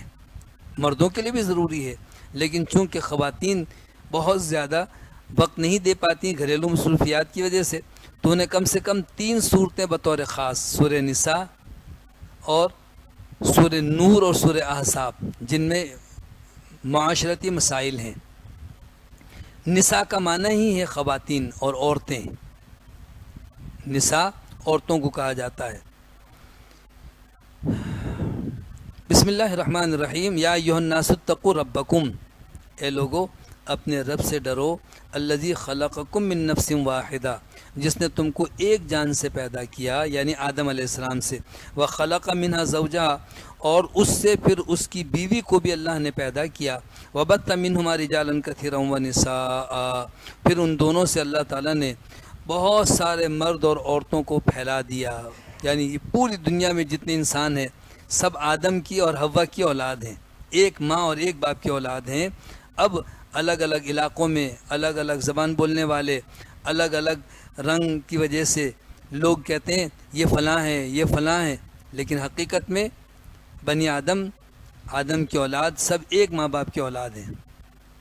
واتقوا اللہ، تو اللہ سے ڈرو، الذی تساءلون بہ والارحام، جس کے واسطے سے تم ایک دوسرے سے سوال کرتے ہو، اور رشتے ناتوں کو توڑنے سے بھی اللہ سے ڈرو۔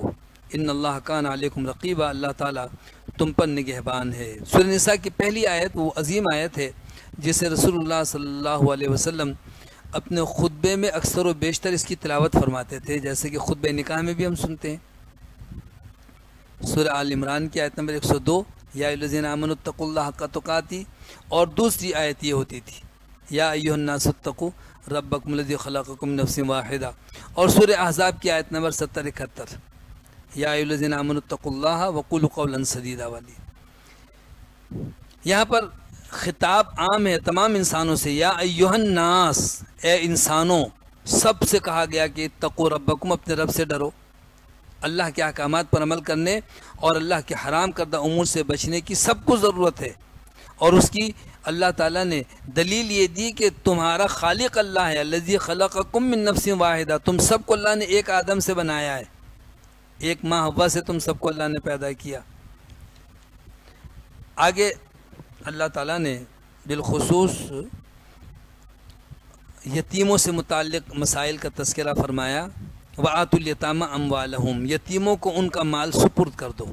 یعنی اگر کسی کے باپ کا انتقال ہو گیا اور وہ نابالغ بچے ہیں تو ان کو یتیم کہا جاتا ہے۔